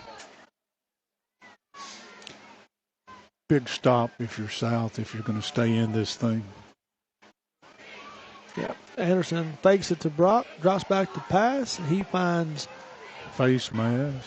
No call. No call, but he finds Will Adams down the right flat. We do have another flag. Back in the backfield, which usually means holding. So the big gain is going to be nullified. It is a hold. That's back-to-back holds. Yeah. So see, somewhere there's an old offensive line coach. They got a personal foul face mask being called on the offense. I started to say somewhere there's an old offensive line coach saying they won't call holding 3 times in a row. Yep. So this drive so far, if you're Pulaski, has managed to go the wrong direction. Yeah, started inside the 20 at the 18-yard line, and after 2 big penalties, find themselves all the way back at the 31-yard line now. Still first down, though. Anderson drops back to pass. He's looking for Denmeyer. He's got one man to meet. Ball in the end zone. Off his hands, will fall incomplete. They won't call it 3 times in a row, but Pulaski might have got away with a hold. With another one? With the 3rd one in a row? Yeah, I used to do this a lot, and I've quit doing it with you and I. I used to watch what's going on behind the play a lot more because you can learn some stuff. Well, Pulaski has not been held on downs or punted tonight. We'll see how that plays out with 2nd and a bunch. They've got 23 on the board, and that's probably pretty accurate. Close. Three receivers bunched to the left side. As Adams comes in motion, Anderson looks that way and then throws a sidewinder to Brock in the right flat. He's got blockers out in front. And here comes another flag in as Brock is still running. He gets all the way down inside the 10-yard line. He's going to be just short of first down yardage, but I think they're going to get a block in the back, or another face mask. Judging by the linemen of Pulaski County, this is going against them. I'm just reading body language down here. But now the referees are having a conference, and they're pointing towards South Laurel's direction. He said, go get your flag.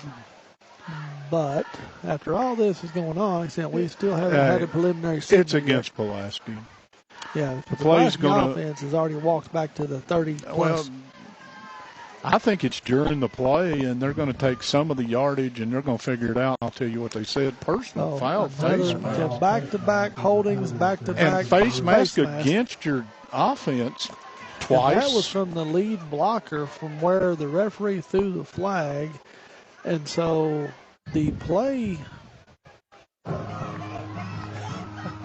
will end up in They a started gain at the 31, and they got it down to the 25. So they're going to give them a gain of 6 even on the penalty. So 2nd and 17, and now we have another flag comes flying in, this time before the play is ran, and we're going to get a false start.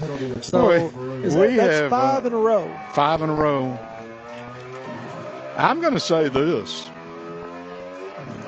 It had been pretty clean up until this drive, and all of a sudden things have...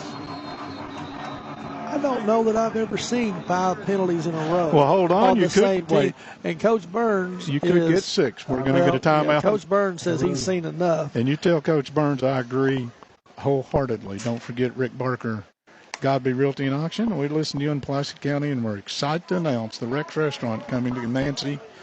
That's in January. That's last year. Serving the finest in country cooking, big burgers, and a complete ice cream and dessert shop. The Rex, located beside Dollar General in Nancy, and they do have good food. There are very few things I know much about. They have good food. So as we come out of the timeout, I know Coach Burns and his coaching staff was adamant over there with his offensive good personnel. Football teams don't commit that many penalties in a row. And, you're stating for tonight, you're talking about later on in the season, you can't have this. You had it almost 1st and goal. Yeah. And now you're in 3rd and a bunch. Still 2nd. Well, yeah, so we ran 5 plays and to it's get still 2nd nowhere. down. Yeah. Without the benefit of a 1st down. But we've got Cotton Eye Joe in the background. Everything's okay. 4:25 before halftime. Maroons lead this in 28-0. Again, this is a big stop for South. Lovelace is checked in, pistol formation. Ford is in there. He gets the handoff off the right side. He just sprints all the way down, and another flag. Well, Ford lost the football on contact down here, but it went out of bounds. 6th penalty in a row. And this one's going to go against Pulaski. Holding against the Maroons. So back them up 10 more yards. All right, Pulaski has 7 penalties for 80 yards. And 6 of those 7 have come on back. You can't call this a drive. You can't call this a drive. No. And so now the ball comes back to the 32. And it's what down? 32. And it's still 2nd down, Mike. We got that. 2nd and 25 from the 32-yard line. 3 receivers to the far side. Denmeyer down here by himself. Anderson just throws it out to Ford in the left flat, and he is going to be dragged down for no gain. That's one of them rodeo tackles. Nothing wrong with it, by the way. As that's been the first time that I can recall. Was that Ford? That was Ford. That the ball carrier or the receiver has been brought down on first contact. Was that 20 Ford or? That was 20 Ford, not 24, right? But 20 Ford. As Brock checks back in the backfield, we're 3rd and 25. How many plays you got in your playbook for 3rd and 25? I've got 1 or 2.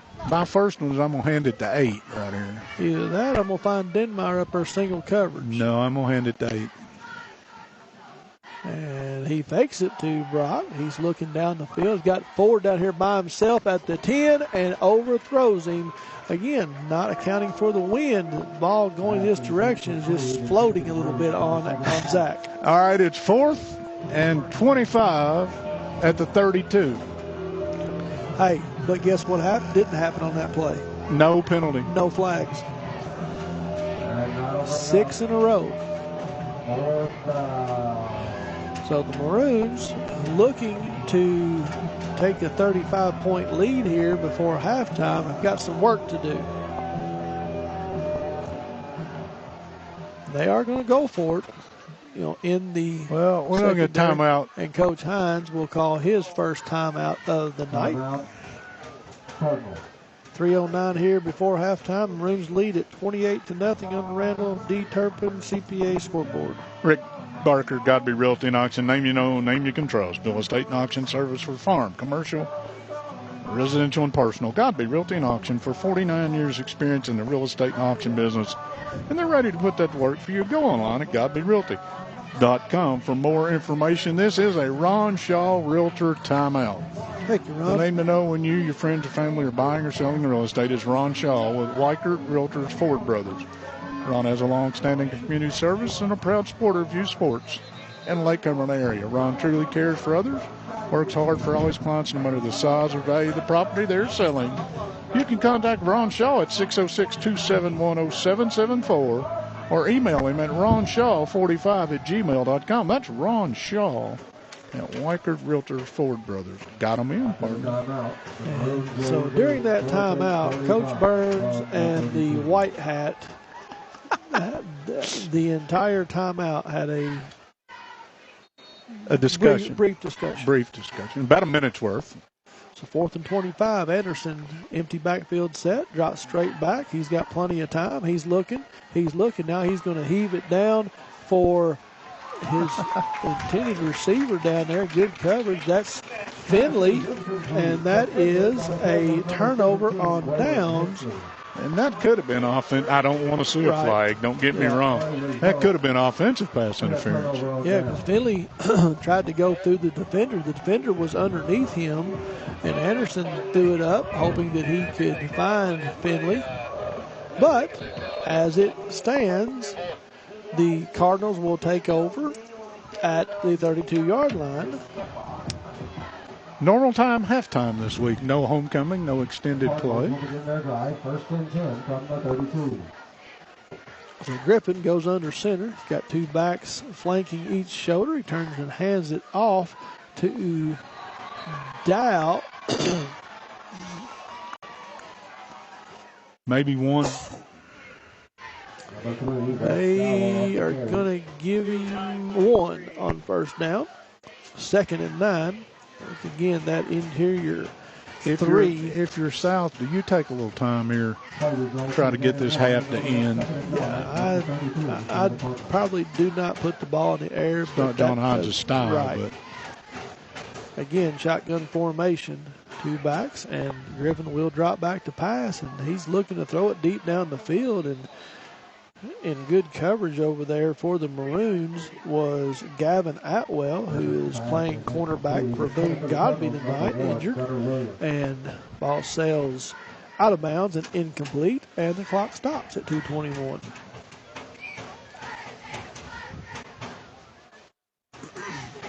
Griffin just showed you he's got a pretty good cannon. That was into the wind. Yeah. And that ball went about 30 yards in the air. Same formation. I think they're trying to keep some blocker. Nope, both of them flare out, and he's going to find Dow here in the left flat as he gets corralled almost immediately there by Colton Kane and Gunnar Lovelace. So a gain of 2. And Pulaski, I believe, called a timeout, Mike. I would. If The umpire signaled stop the clock, but then the head referee changed his mind. Yep. So the clock winds under 2 minutes. Maroons lead this one 28-0. The Cardinals set to punt as Finley will stand back inside his 40 to receive the punt. And the kick is a low end-over-end kick that, unbeknownst to that young man, Elijah Roark, running down to cover the punt, it pops up in his breadbasket, and that's where the Maroons will take over. 1:42 on the clock. Ball spotted at the 45-yard line. Try to get you some updates on local scores at halftime. We'll do that along with a scoring recap as well as the stats for the opening half, and all that will be done during the halftime show. And right now, compliments to Old Man Weather and the gentleman here in the booth that said it was not going to rain adamantly at about 5:30 or 6 o'clock. No rain, he said. I'm on his team. Anderson brings the offense out, shotgun formation, as he's looking down the field. He's got Finley at the 40-yard line across midfield, gets run out of bounds up at about the 36-yard line, giving a gain of 19. And that will be a first down, and the clock stopped because Finley went out of bounds at 1:34. So Anderson doing a pretty good job tonight to spread the ball around to his receivers. Now, we probably had 6 or 7 different, five different receivers. Yep. Anderson drops straight back. He's looking. He's got plenty of time. Now he's flushed out of the pocket, finds Brock over there. He makes a one-handed, just sticks his hand out, makes a one-handed catch. Breaks the tackle, but will get to the 25, which should be, or putting it down at the 26. That still should be enough for a first down, and they do signal that. So 10 yards on the reception from Anderson to Brock will set up the Maroons 1st and 10 at the 25. Brock just stuck a left paw out in front of himself and brought that one in. That was a whole lot cleaner than it looked. Anderson from the shotgun rolls to the right. He's still looking. He's going to find Finley at about the 15-yard line. Cohen will take it down inside the 11 where they will spot it there. So a gain of 15. Gain of 14 on first down. And the Maroons find themselves 1st and 10 just outside of the 10-yard line in their Rick Barker red zone. 16 first downs in this opening half. Clock winds, or stopped at a minute because Cohen went out of bounds. Hand off to Brock right up the middle. He sidesteps a tackler and will take it in from 11 yards out.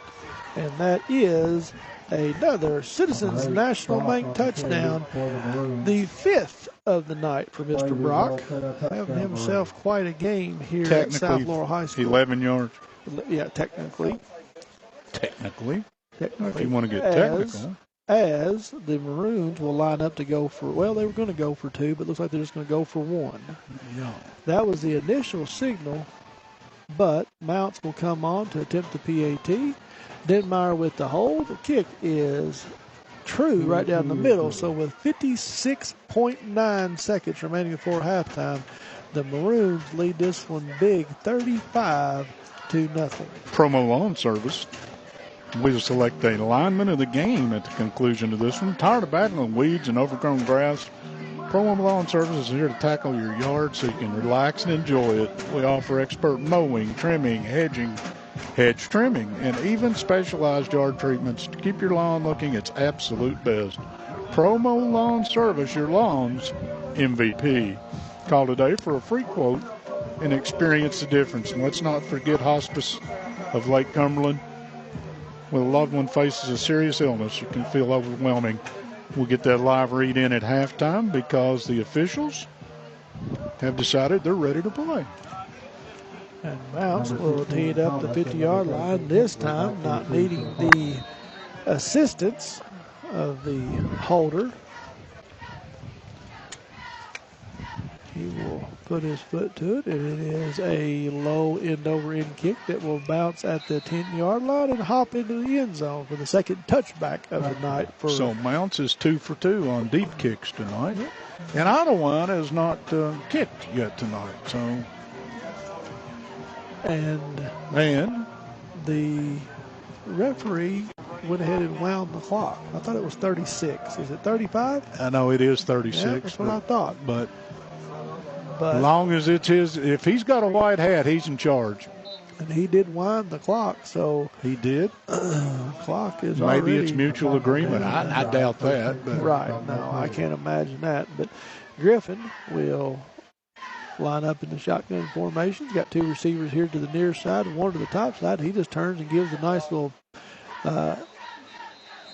underhand toss to, that's a different ball carrier than we've seen tonight. That's number 19. That's Liam Newton on the carry. It was forward, so give him a couple. They'll pick up 2, and that will bring us to halftime here at South Laurel High School as the Pulaski County Maroons have come across 80 and find themselves leading this one at halftime 35-0.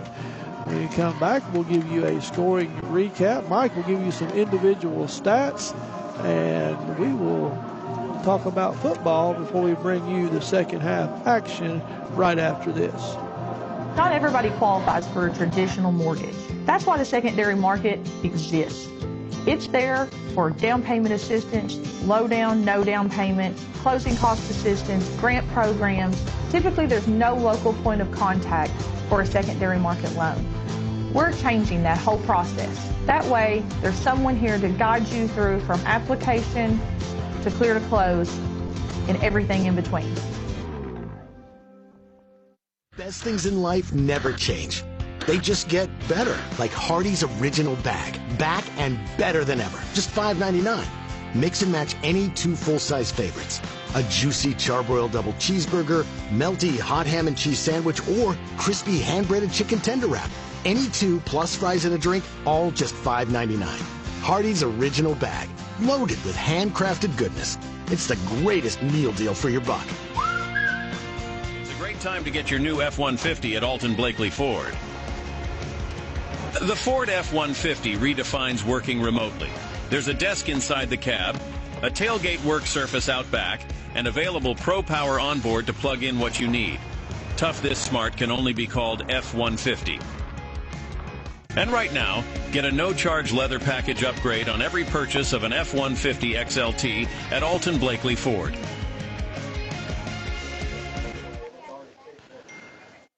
And welcome back to South Laurel High School, where the Pulaski County Maroons lead this one 35-0 at halftime.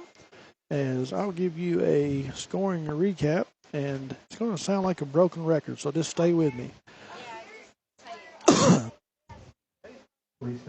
Kason Brock opened up the scoring for the Maroons very early in the game. 10:54 mark. Kason would take it 59 yards into the end zone, and the Maroons would jump out 7-0. Next PC possession, Kason Brock would take it 43 yards on the ground, and after the Mounts PAT, Maroons would lead it 14-0.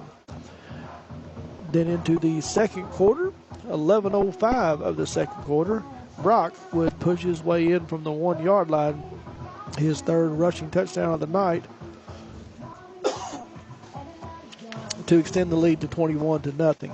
At the 6:58 mark in the second quarter, Kason Brock would again find his way into the end zone on the ground from 43 yards out. The Mounts' PAT would make the lead 28-0 Maroons in what would start to be a runaway.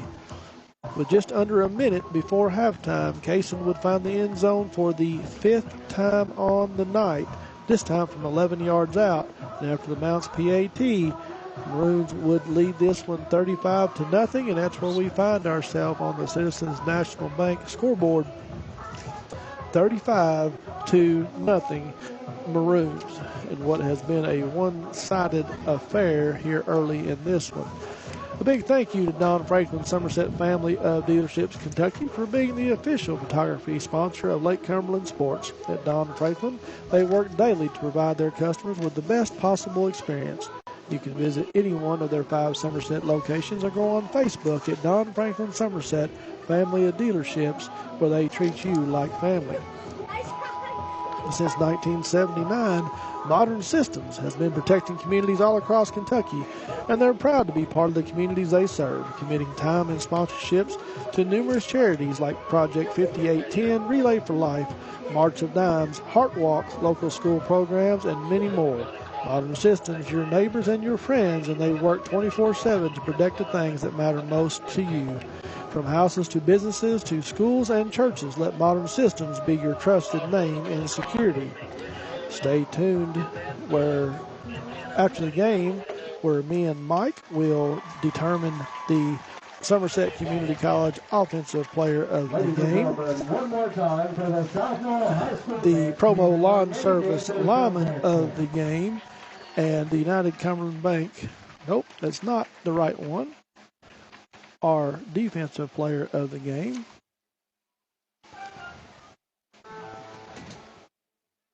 Somerset Community College Offense Player of the Game. United Promo Cumberland loan. Bank. Yes. Offensive Player of the Game, he tried to say. I butchered that one so bad, I'm going to let you take it from here. All right. Stats going to look a little bit like this. The scoreboard says 35-0. Pulaski leads, and the stats will tell you that. Pulaski had 17 first downs in the opening half. Rushed the ball 17 times for 232 yards. 5 touchdowns on the ground. All of those, Mr. Brock had the honors. Through the air, Zach Anderson, 11 of 15 for 119 yards, 32 offensive snaps, 351 yards for Pulaski County. Didn't punt the football. They were penalized 7 times for 80 yards. 6 of those came in a series of back-to-back penalties. That's 6 of them if you were counting the back. That's 6 of them if you were counting the back. I mean, I don't know that I've ever seen that before, but anyway, other than that, 2 penalties, or 1 penalty. South Laurel, 3 first downs, 14 carries for 16 yards. Through the air, 7 of 12 for 27 yards. They got off 26 snaps for a net of 43 yards. They punted it 3 times for a 42-yard average, one of those being a 15-yarder that the punter was capable of getting out, and another one he had to, literally it was eaten. Didn't count that one as a block, but I did count it as a fumble. So no turnovers for Pulaski. That one for Southwestern, for South Laurel. Only one penalty for 5 yards against the Cardinals, but in all, in a first half, that Pulaski, the first 2 times they took it, they marched it down the field on the ground and scored. And the first time South Laurel got it, the first 2 times they couldn't put a first down on the board, set the tone for this opening half, and that's how we get to 35-0. Give you some quick individual stats for Pulaski County. We gave you Brock 10 carries for 184 yards and count them 5 touchdowns in the opening half. Ottawa had 4 carries for 35 yards. Came in one series where they put him in, fed him the football. Winston Ford, 1 carry for 4. I had trying to think. Oh goodness! Let me help you. 44. Help me. I've had a brain block. Colton Kane. And it wasn't who had the carry in the opening half, the running back that hadn't had one all year. Oh, you're talking about Gunnar Lovelace. Thank you, Gunnar Lovelace. 45. Wow, Mike, that's called a brain cramp. Hey, I've been there all night. Anderson had 1 carry for 6. One thing I will notice, no tackle for loss or sacks against Anderson in the opening half. Brock, 3 catches for 27 yards. Finley, 2 catches for 35 yards. Denmeyer, 1 catch, 2 yards in the opening half. And Ford, the leading receiver, Ford, the leading receiver in the opening half, 3 catches for 57 yards. If you wonder why I'm struggling with some of this score sheet looks like somebody tried to die on it, and I apologize for that, but I think we got most of that right. So, again, my apologies to Gunnar Lovelace. His first carry of the year that I'm aware of the lead back doesn't see the football, but he did get to see it, and he picked up 6 yards. All right. Stumbling from the beginning to the end of the halftime stats, it's back to you for a minute. So some updates from the other games. Sorry about that. Other games. Southwestern leads 16-8 halftime over at North Laurel, and Somerset leads 7-3 over Lincoln County at halftime over at Somerset High School. So both of those games. That Somerset game is your Buffalo Wings and Rings video game of the week. And the North Laurel Southwestern score, I'm anxious to see how that plays out. That's two teams that don't like to throw it a lot. They like to run it a lot. I don't know if they know the wind's even blowing tonight, but that's a one-score game at halftime, right? Yep. 16-8, right? What you said? Yep. It's a high-scoring baseball game right now. Wrigley Field, wind's blowing it. Once again, struggling through those halftime stats, let me just give you them in a real quick recap. Pulaski had 5 touchdowns all on the ground. South Laurel had less than 50 yards of total offense in the opening half. Pulaski County, except for one series that came out of the twilight zone down here to our right with 6 penalties in it. Other than that, they played a pretty clean football game and no turnovers. They didn't punt. I don't know what you find in that you wouldn't be happy with. Penalties. Penalty, I mean, without a doubt. And they were penalties that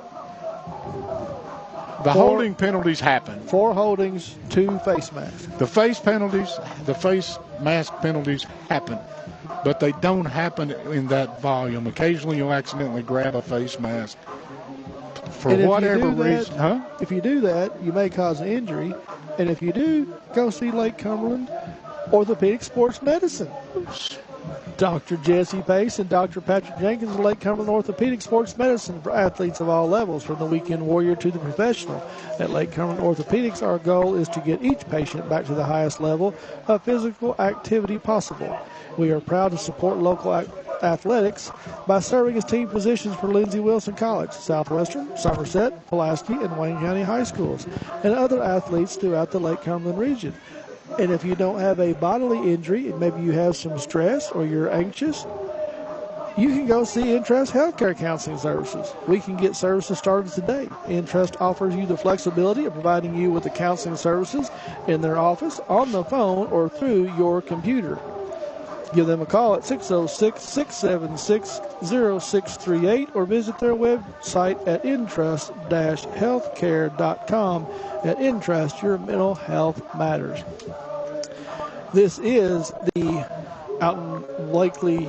No, it's not. That's the post-game show. Yeah, but I want to give you one more stat. Yep. Winston Ford actually had a catch. Yeah.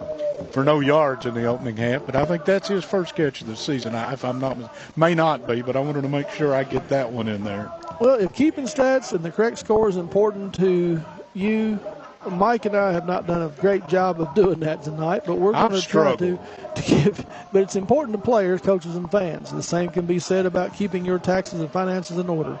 For over 26 years, Randall D. Turpin CPA has been doing just that. If accounting is not your thing, then let the pros at Randall D. Turpin CPA do it for you. Proud sponsor of the Randall D. Turpin Scoreboard, located on Parkers Mill Road in Somerset. And on the Randall D. Turpin CPA scoreboard, we find the Maroons at halftime lead this one 35-0. Next week, we're going to make a long trip up to Richmond for the Madison Central game, and that's a pretty good football team, from what I've been told. Should be a good measure. Trying to remember, Somerset has... I'll look it up. You go ahead and talk.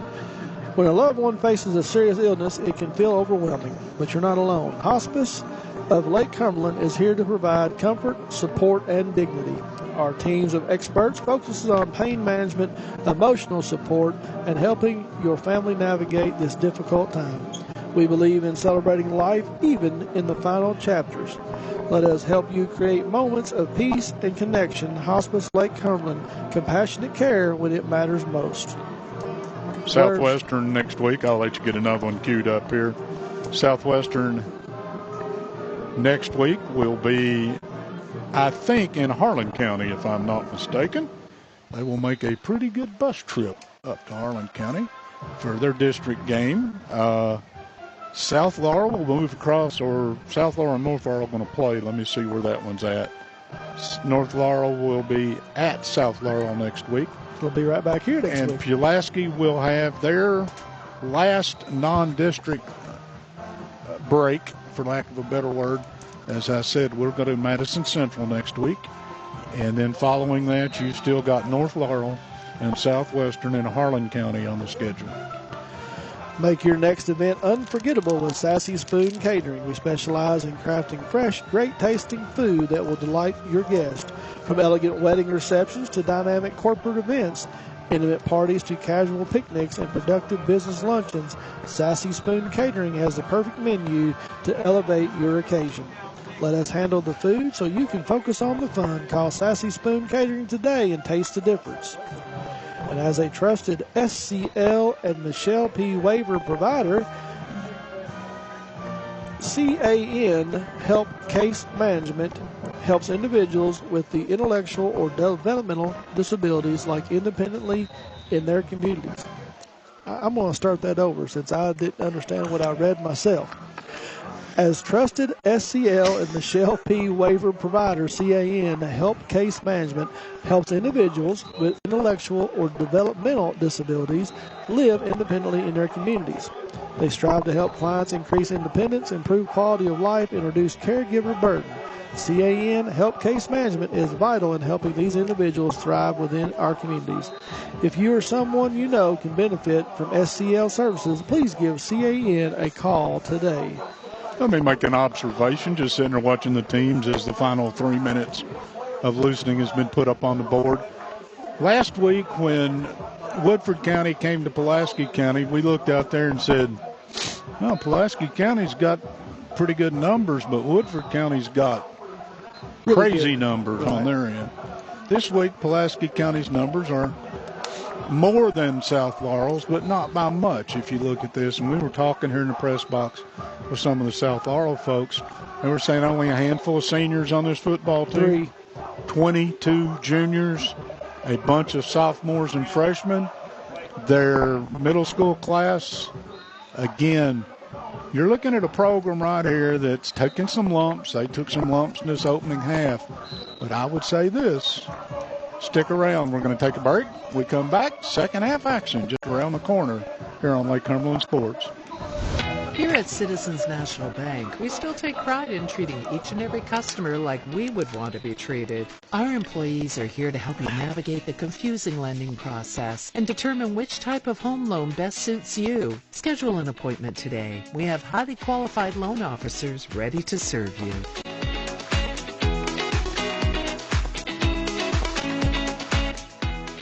Out here in the real world, we spend too much time waiting around and wondering if we'll ever get to be what we really want to be. Now it's time to move forward, and with a little help from Somerset Community College, you can finish that degree or start a whole new life as an IT VIP, a healthcare hero, and more in less time and for less money than you think. The time is now. The place is here. Never underestimate you. Best things in life never change. They just get better, like Hardee's Original Bag. Back and better than ever. Just $5.99. Mix and match any two full-size favorites. A juicy charbroiled double cheeseburger, melty hot ham and cheese sandwich, or crispy hand-breaded chicken tender wrap. Any two plus fries and a drink, all just $5.99. Hardee's Original Bag. Loaded with handcrafted goodness. It's the greatest meal deal for your buck.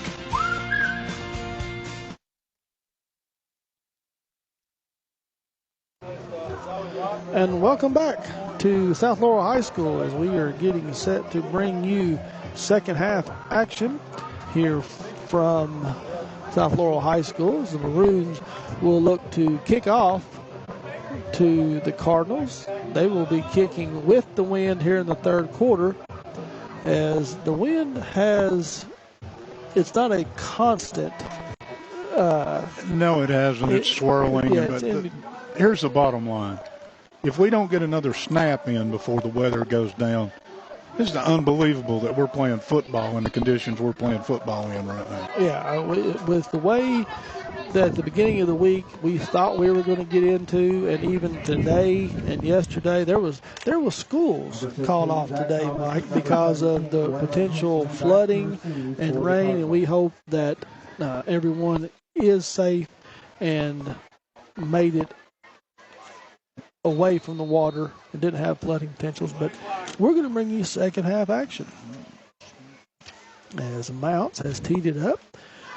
Wind deep backs. And it is this time, a high end-over-end kick that is muffed down there at about the 10-yard line, and there are 8 white jerseys down there on the tackle as Zach Thomas tried to catch the ball over his head to keep it going from the end zone, and I don't know if that was the best decision, as he gets dropped for about a 3-yard return, and the Cardinals will start at their own 8-yard line. Trying to make a play, but the bottom line is you're going toward the boundary with the kick's got a chance to go out of bounds or into the end zone, and you try to make a sideline catch. That usually doesn't work out real well. No, and like I said, there was 8 white jerseys there to bring him down. Griffin will come out shotgun formation. He's got Dow off his right shoulder, fakes it to him, throws into the right flat, and that will be a completion of about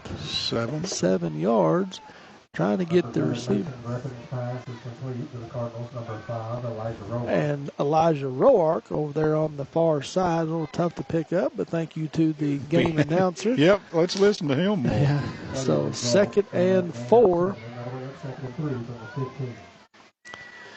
This time hands it off to Dow, and Dow just turns his shoulder, squares him up, and runs right into the heart of that defensive line. And there on the tackle were Colton Kane and third Brody very Johnson. Short. Yeah, no, they gave him a first down. They're moving First down chains. and not very short. Okay. So the Cardinals come out of the locker room and completed the pass, and they run and will pick up a first down. And they had trouble getting those in the first half. 3 total. One of them by penalty, by the way. Griffin this time starts the play call, looks to the sideline. They will change the play. Maroons bring pressure. Hands off right into the pressure. And Gunnar Lovelace scrapes off the left defensive tackle, and he will bring down the ball carrier. That was Zach Thomas on the carry for a loss of 1. So positive yards on the first 2 plays, but Lovelace that time had none of it. 2nd and 11. Griffin drops straight back to pass. He's looking, finds a receiver at about the 25-yard line. That's Garrison Brown hauling in the reception, and that's going to be a gain of about 13, and will be enough for another first down. Cardinals on the move. I like that route tree. You had one out here in the flat. You had another one ran a deeper route off of that and curled in behind him. Good-looking route tree. And just settled in between the linebacker and the safety and cornerback. And Griffin had a little bit of time and found him. So here on 1st and 10 this time, Griffin will find his intended receiver. That's Zach Thomas. That will be a gain of 6 on first down. Brings up 2nd and 4. And the Cardinals have come out here in the second half, Mike, and showing some life. Well, that's had a chance to look at a few things. Well, and the big thing is Griffin does not have white jerseys in his face. As soon as he gets the ball, he's got a little bit of time. This time, a quick pass out here in the near flat. Elijah Roark will make the reception. That's going to be a gain of 7 for another first down for the Cardinals. Well, they've already got as many first downs in this drive as they had in the entire first half. Ball is spotted down at the 46-yard line. So I have to give the Cardinal offense some credit. They've come out of halftime and got a little fire lit under them. Griffin from the shotgun. Drop straight back, throws it here in the flat to a wide open receiver. That's Liam Newton leaking out of the backfield, and he's going to get up across midfield into Maroons territory. Ball at the 47-yard line, a gain of 8 on first down. So 2nd and a long 2 There's yards. that rhythm we were talking about the offense never could find in the opening half. This time they've got a little bit of rhythm going. And they're able to get under the ball, on the ball, and here it should have been pass interference, and they're going to let Will Adams get away with early contact. A little RPO music, but I believe that looked early. Yeah, Griffin, incomplete pass. It falls incomplete, so the first incompletion of the drive. Cardinals in a hurry still yet, though. Fumble out of the ball. No. I don't know. The ball, I thought it came not a loose good exchange. for a second. Right. Ball was handed off on the play to Liam Newton, and it was not a clean exchange. We're going to give them a loss of 1. We'll bring up 4th and 4 here. Now they're back at the 48-yard line, and the Maroons or the Cardinals will go for it here on 4th down.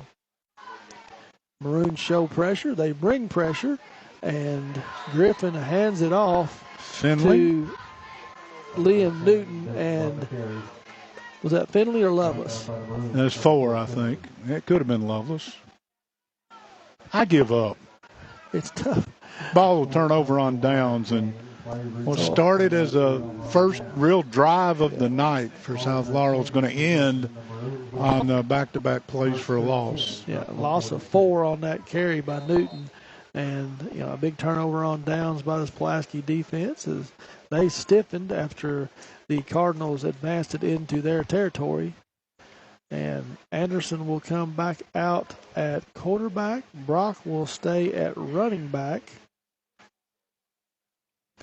And Anderson will fake it to him, rolls out to right, under some pressure, finds a wide open Will Adams at the 35-yard line. There wasn't a black jersey within 10 yards, right? But he turns around and gets it down to about the 26-yard line.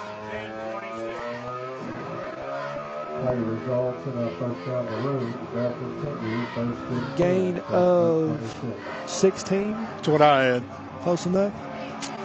That's what I had. Clock runs quickly down to 4:41 here in the third quarter. Maroons still lead at 35-0. Anderson fakes it to Adams, finds Finley at about the 15-yard line. He shakes off a would-be tackler and takes it across the 10 down to about the 8. Gain of 18 on first down. Is that Finley on the catch? Yes. And that will set up the Maroons first and goal in the Rick Barker red zone. Looking to continue their scoring ways. And Casey Brock, is he going to get a 6th touchdown of the night? No. Anderson is going to roll to his left. And he's going to find, tried to play. He had 3 white jerseys over there. And they tried the tip drill.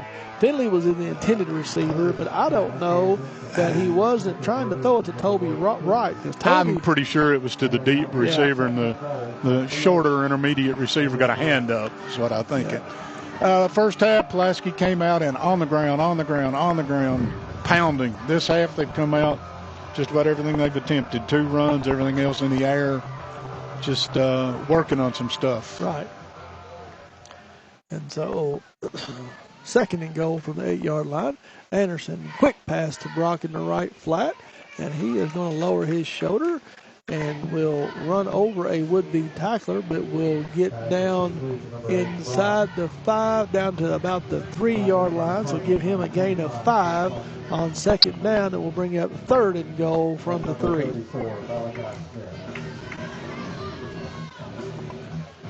As Will Adams checks into the game. Adams and Cohen Finley split short to the far side. Denmeyer split to the near side. Anderson will hand it to Casey Brock off the left side, and he will go in untouched from 3 yards out. So Casey Brock continues the scoring barrage for the Maroons, this time from 3 yards out A Citizens National Bank touchdown. That was another trip to the Rick Barker red zone. And Mr. Brock, you're only a sophomore. You rushed for close to 1,500 yards last year, but this is a career night so far. Buck 87 and 5 touchdowns. 6 touchdowns. 6 touchdowns, he said. As Mounts on to attempt his 6th PAT, and this one is up, and it is good. So at the 2:43 mark here of the third quarter. Did you ever have a night like that? I never did. Now, I'm sitting there staring at my note. Had 4 in one game. He did for Polk High. Yep. But I'm sitting there looking at my notes. Career night. Buck 87, 6 touchdowns, and when my mouth is engaged, what do I say? 5 touchdowns. Yeah. Again, this is the third game that I've seen him look like this year. The Danville game, he was almost a non-issue. Danville couldn't do much with him. But he's caught 4 balls through the air, and his all-purpose yards are legit. I wonder, he's going to touch the football a couple hundred times during the season. When do you give him you don't get to be hit anymore tonight? Be sure to watch Wings and Rings Video Game of the Week on Lake Cumberland Sports. Our next video broadcast will be next week back at Somerset High School as the Breathitt Bobcats come calling. It'll be homecoming, too. Yep. They had to extend homecoming. Yeah, moved it from this week to next week.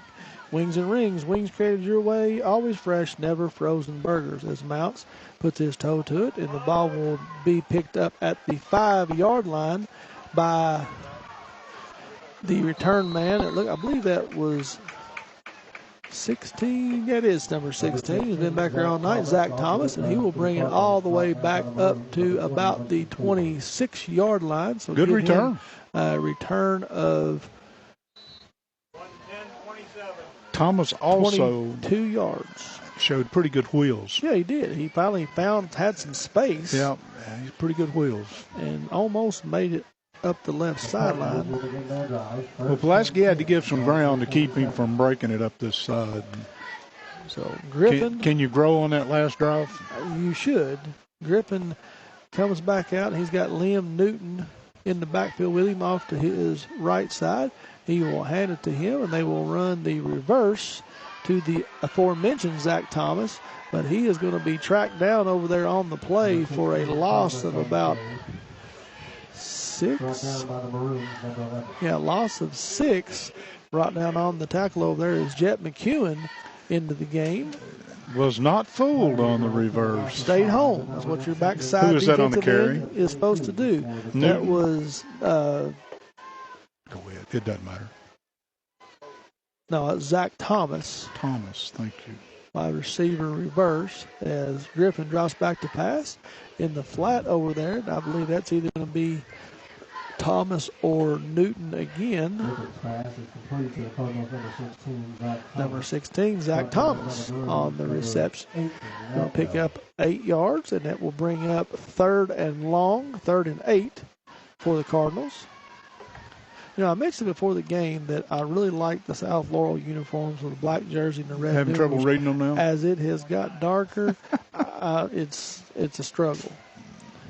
Griffin, snap, drops straight back. He's got some time. Now he's flushed out to his left. He's still looking. Now he will tuck it and try to get what he can get as Gunnar Lovelace comes flying in to bring him down, but Griffin will pick up 5 on the carry. Will bring up 4th and 3, and that will bring us to the end of the third quarter, where a very fast-moving third quarter as the Maroons still lead this one 42-0, looking to preserve the shutout here from South Laurel High School. A big thank you to Don Franklin Somerset Family of Dealerships Kentucky for being the official photography sponsor of Lake Cumberland Sports. At Don Franklin, they work daily to provide their customers with the best possible experience. You can visit any one of their 5 Somerset locations or go on Facebook at Don Franklin Somerset Family of Dealerships, where they treat you like family. We listen to you, Pulaski County, are excited to announce The Rex Restaurant coming to Nancy, Kentucky in January, which you mentioned was last year. They're already there, serving the finest in country cooking, big burgers, and a complete ice cream and dessert shop. The Rex will locate beside Dollar General in Nancy. I've not had the opportunity to go out there. You have. You said you really like it. Man, I'm telling you, they have got good food. Their fish is excellent. Their burgers are good. My wife ate, what was it she ate? I don't remember. Yes, it's good. The Cardinals will begin the fourth quarter. The Cardinals will line up to punt 4th and 2 from the 35-yard line. This one is a high end-over-end kick, and there's the wind you were talking about. And a fair catch was called there by Ben Gaskin back to return the punt. And he muffed it, but because he called the fair catch, the ball would be dead right there at about the 28-yard line, I believe, Mike. 42-yard punt on my unofficial count. Having said that, it's been a long time since I've seen a one-step punter, and they have one.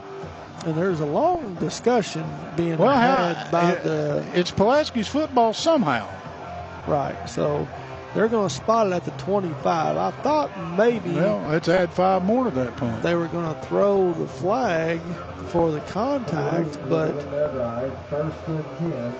I still don't think they feel real comfortable with the decision, but that's what they're going to go with.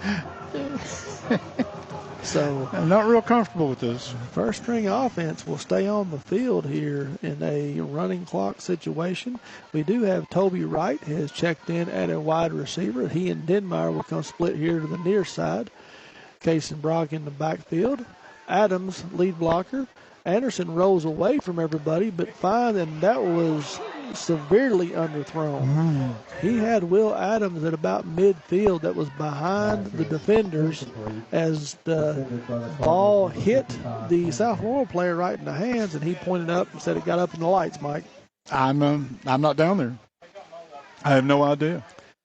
Should have been an interception. I'm going to have to wear shades. So 2nd and 10, and up 42-0. And fortunate to get that one back.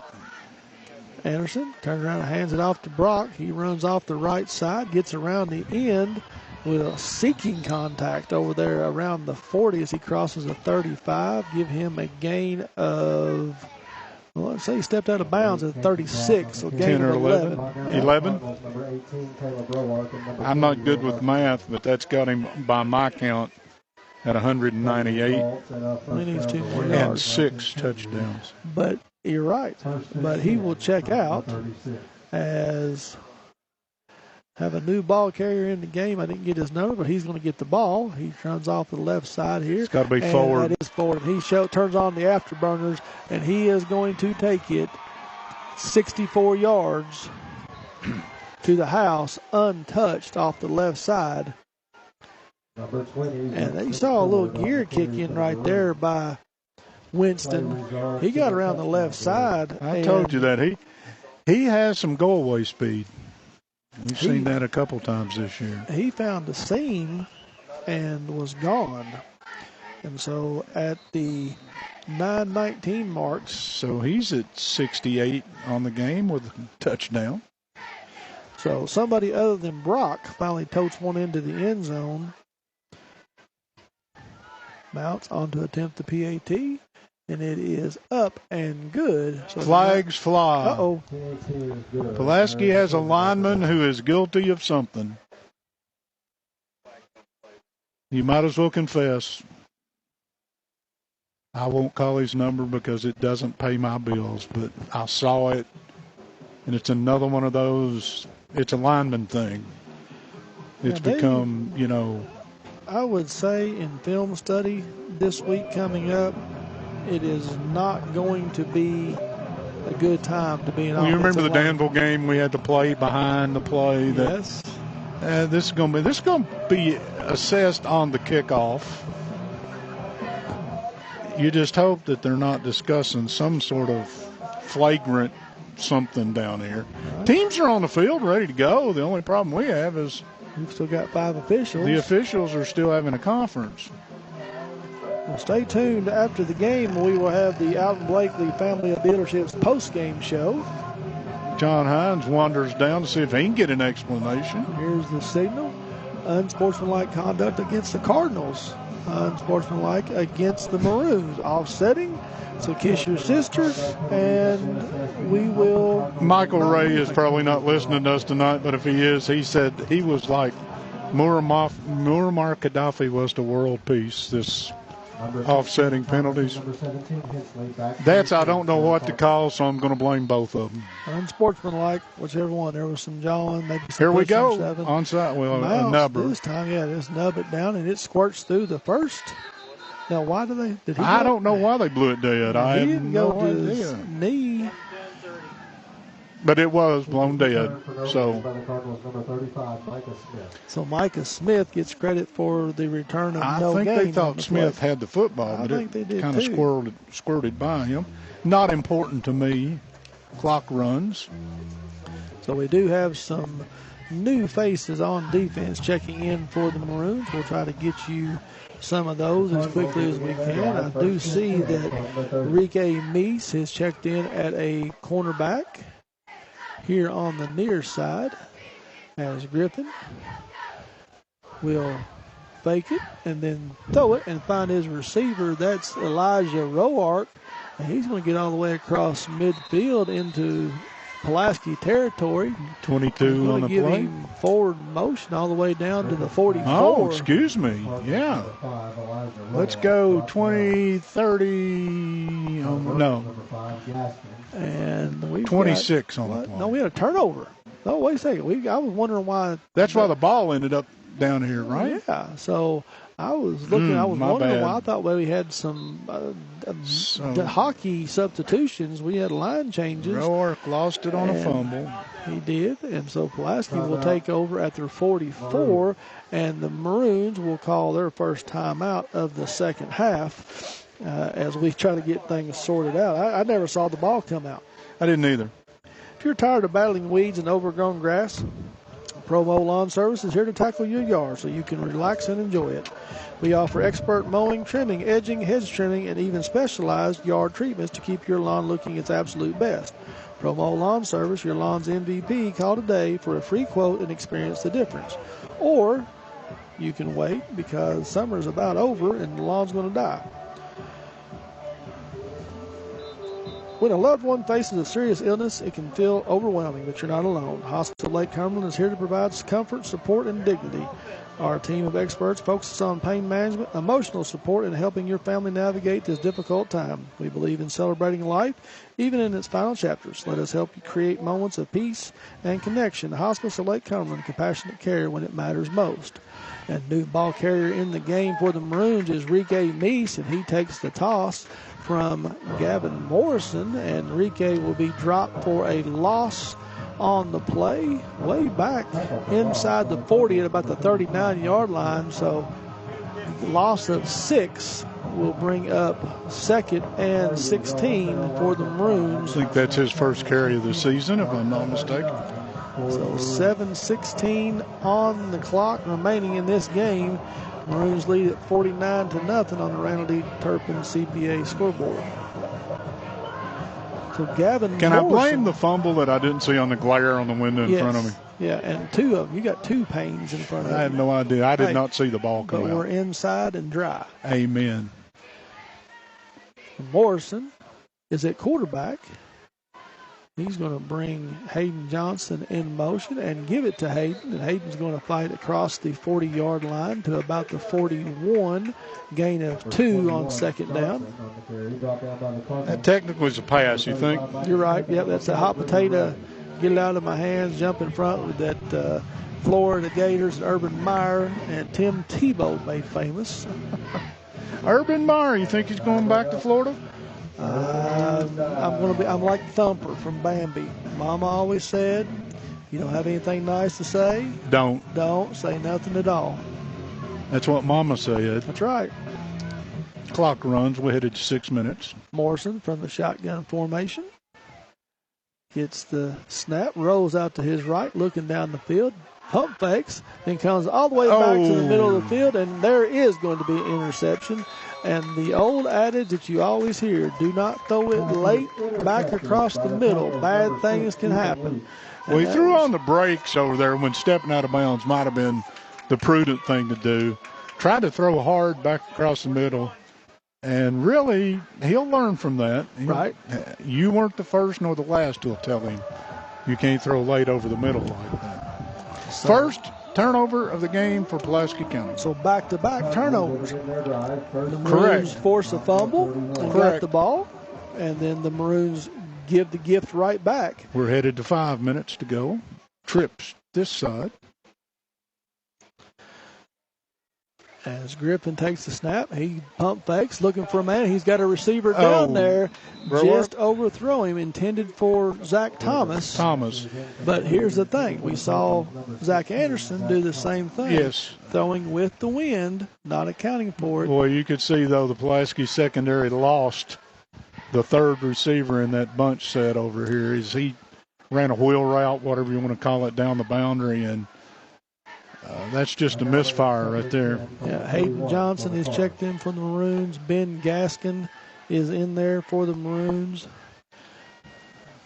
Griffin drops back to pass. This time he finds his receiver just inside the 25. The gain of about Zach Thomas on the reception. Gain of give him 19 on the passing catch, and that will be first down for the Cardinals, threatening the Rick Barker red zone for the first time tonight. Ball spotted at the 22. That was a heck of a catch. That ball was up and away. And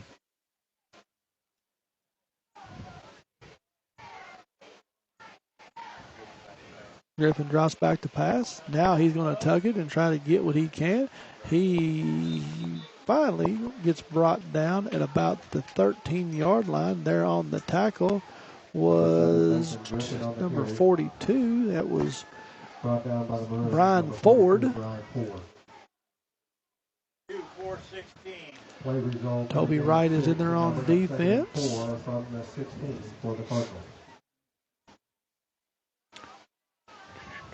Griffin in the Rick Barker red zone, just steps back and quickly hits his receiver over there on the far side. I'll have to rely on the game announcer to get you a number here.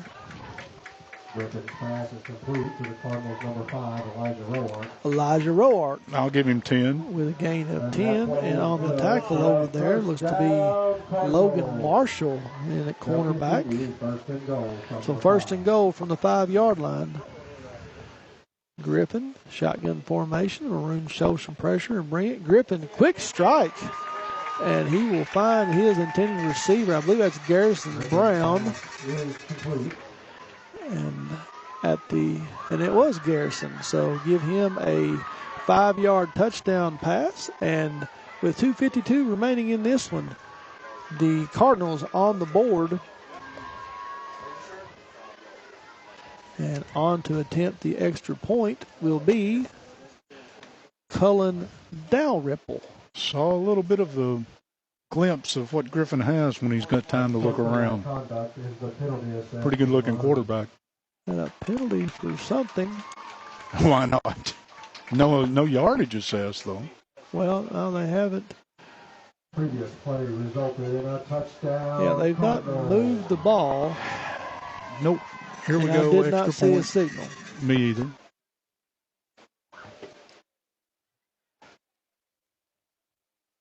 So the extra point attempt is up, and it is good by Dalrymple. And so a 2:52 mark remaining in this one. Maroons lead at 49-7. 49-7, my partner gave you. Next week, we'll be at Madison Central. Got an update. I had a Somerset score. I'll share with you here. Southwestern is still 16-8 over North Laurel, end of 3. Somerset's up 21-3 late. So it looks like homecoming that it's been moved to next week, at least the football side of it this week. Somerset will be successful. I wondered about Lincoln. Lincoln had a couple pretty good wins on their schedule, and looks like Somerset took care of business tonight. Yeah, they came in. Lincoln jumped on the board first. I believe we saw a 3-0 Lincoln County score, and Somerset decided they were going to take things under control and will come away with that one. And Pulaski having a little bit of trouble getting their second return team, and so here's the penalty that was called. There you go. 15. 15-yarder. I don't know if it was unsportsmanlike or what, but so it gets tacked on. So the Cardinals will move up. They won't kick it from their own 40. They'll kick it from Pulaski 45. Now I definitely kick it on the ground.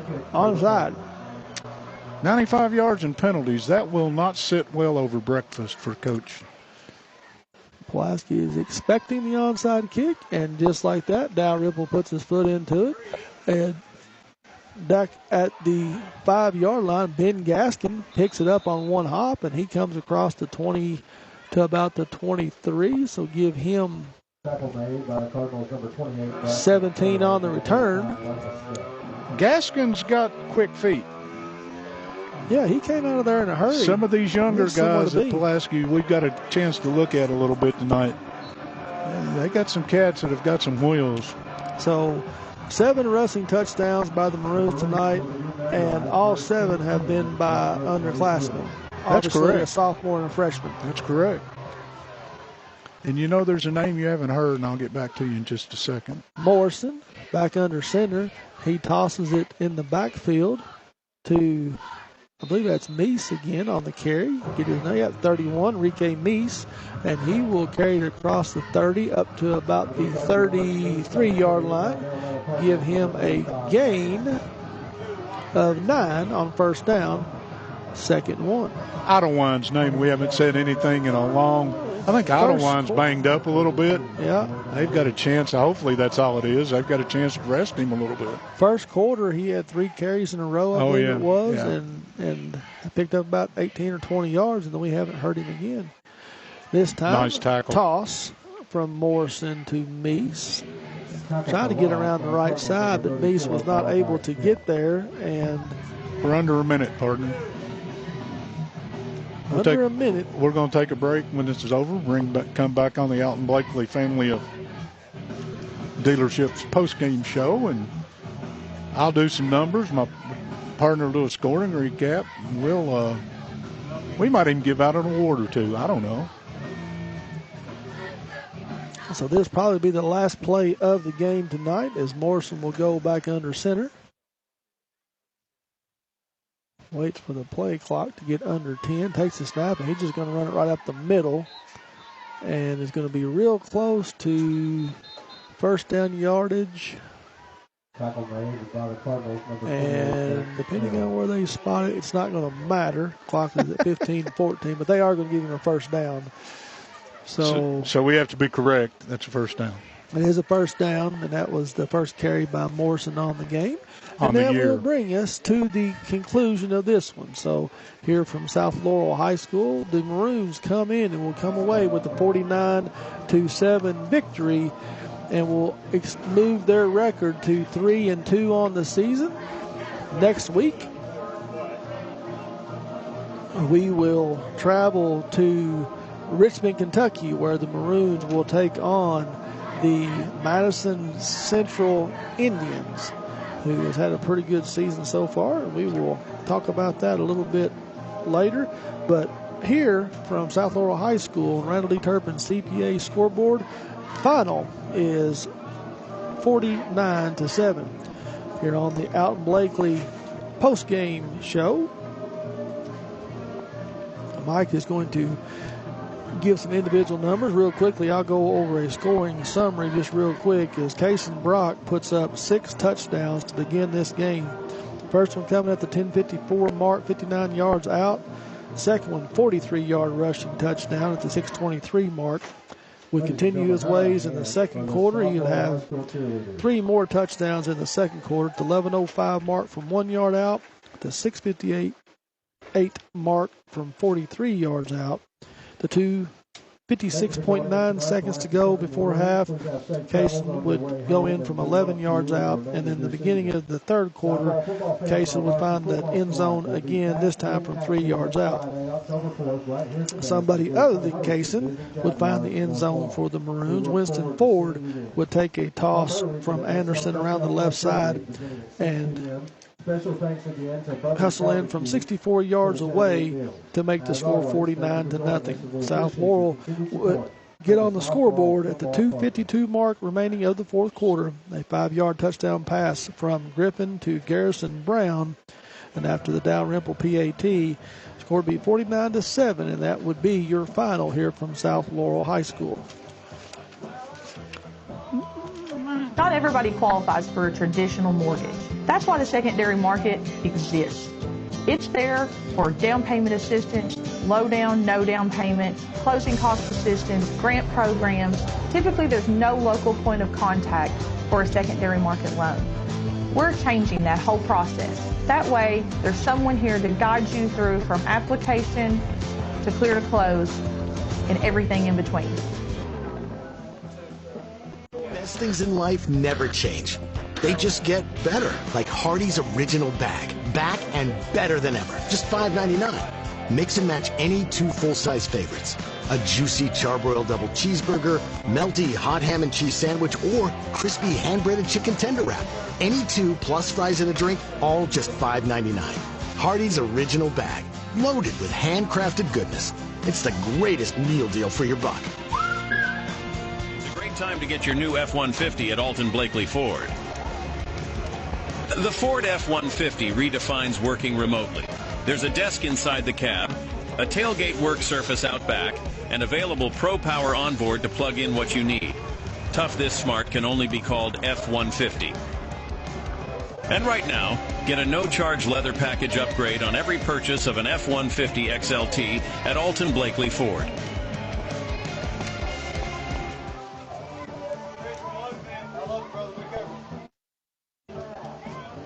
And welcome back to South Laurel High School. We are on the Alton Blakely post-game show. We are going to continue to wrap things up here. Mike is working feverishly to get you some individual stats. I think you may be ready. Yeah, I'm good to go when you are. You go right ahead. Oh, I don't know about that. On the game, again, you gave the final? Yes, sir, 49-7. 49-7. Running clock occurred literally in the final seconds of the opening half. For Pulaski County on the game, my unofficial stats say 22 first downs. They rushed it 24 times for 314 yards and 7 rushing touchdowns. Anderson was 14 of 21 through the air for 163. Pulaski got off 45 offensive snaps, 477 yards. That's north of 10 yards per play. Did not punt the football. They no fumbles, threw 1 interception that came late. 1 turnover. They were penalized 8 times for 95 yards, and that's a red mark. Kicking game was clean. We'll throw that in. First down, South Laurel had 8 on the game. Rushed the ball 21 times for only 29 net yards. Quite a few negative yards plays in that.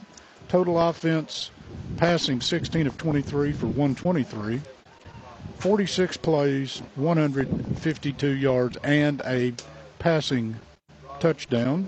Punted it 4 times for a 43-yard average. Pulaski did not punt. On the game, 1 penalty for 5 yards and 1 fumble lost. Turnovers even at 1. I will jump and do some individuals because you've got to pick out some hardware awards. Take a quick look at South Laurel. Leading rusher on the game was Dowell with 8 carries for 27 yards. Thomas had 2 catches for 27. Brown had 3 catches for 26 and the lone touchdown that we mentioned. 6 catches to Dowell on the evening for 20 yards. Roark had 4 catches for 39 yards.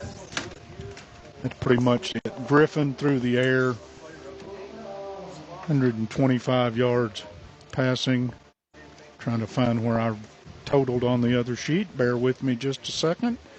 He was 16 of 23 for 125 and a touchdown. For Pulaski County, pretty good night. Zach Anderson, again, put the ball in the air 20 times on a windy night. Ended up with, got to quit doing that to myself, partner. Zach Anderson ended up with 14 of 21 for 163, actually 158 on the game. Morrison had one completion for 5 yards. Pulaski County, Brock had 4 catches for 32. Finley, 3 catches for 53. Idlewild had no catches on the game, and Denmeyer had 1 for 2 yards. Johnson had a catch for 2. Leading receiver on the game, Adams, 75 yards and 5 catches. And Pulaski County's spread the football around tonight, but the two of the leading 3 receivers didn't see it, and they still managed to put up 160 yards in the air. On the ground, Idlewild 1 series, carried it 4 times, 35 yards. Ford, 2 carries, 68 yards, one of those being a touchdown. Everybody else a handful of carries here and there, but what are you going to do with Case and Brock? Again, 12 carries, 196 yards, and 6 touchdowns. That is... well, I'll tell you what I'm going to do with That's him. video game material numbers, and for the second week in a row, let me guess. I'm going to make him our Somerset Community College Offensive How Player of can the you game. not? I mean, yeah, it's, No people apologies. may say that we're doing something, but, I mean, how do you not give a young man that had 7 touchdowns or 6 touchdowns and close to 200 yards rushing the Offensive Player of the game? So And he only carried it 12 times. Right. Our UCB, United Cumberland Bank Defensive Player of the game, Gunnar Lovelace, flying around all over the field. He was in on a lot of tackles. I think he was the one that maybe forced the fumble there at the end of the third quarter. So Gunnar Lovelace, our UCB Defensive Player of the game, and our promo lineman of the game. Again, how do you not give it to one of the offensive linemen that allowed the Maroons to run the ball the way they did? And so the left side of the line seems like they ran it that way a lot. Brady Hull out there at the tackle, but Connor Blevins, our promo lineman of the game, and give the Maroons a well-fought victory to come across, pick up the first district win for Coach Travis Burns. They will move to 3-2 on the season, and will look to go to Madison Central next week and take on the Indians, Mike. Last we heard, Somerset was winning North Laurel and Southwestern. It was 16-8. That was the last score that I saw at the end of the third third quarter, yeah. so I don't have a fourth quarter score. We'll try to get one. Before we go, I've got one final mental brain block, whatever. I watched Pulaski County's football team for 28 years move through a growth cycle, and we're looking at a South Laurel team that's in a growth cycle. Where are they ahead of the curve? Numbers. They've got kids out for football, athletes, things like that. Where are they behind the curve? Well, again, they're starting out with a handful of seniors on a football team. And, again, it's the team tonight that Pulaski's a good football team. And they showed that, and they came out and took care of business. But if I'm a Pulaski fan, I put a check mark. That's a district win. If I'm a South Laurel fan, I take note. Good days are ahead. Yep. So for Mike. Final score? 49-7. For Mike, I'm Chris. Thank you all for listening. Thanks to all of our sponsors. And thanks everybody here at South Laurel. Yeah, that left us inside, and we do appreciate that. For everybody, have a great weekend. Stay safe. We'll see you next week.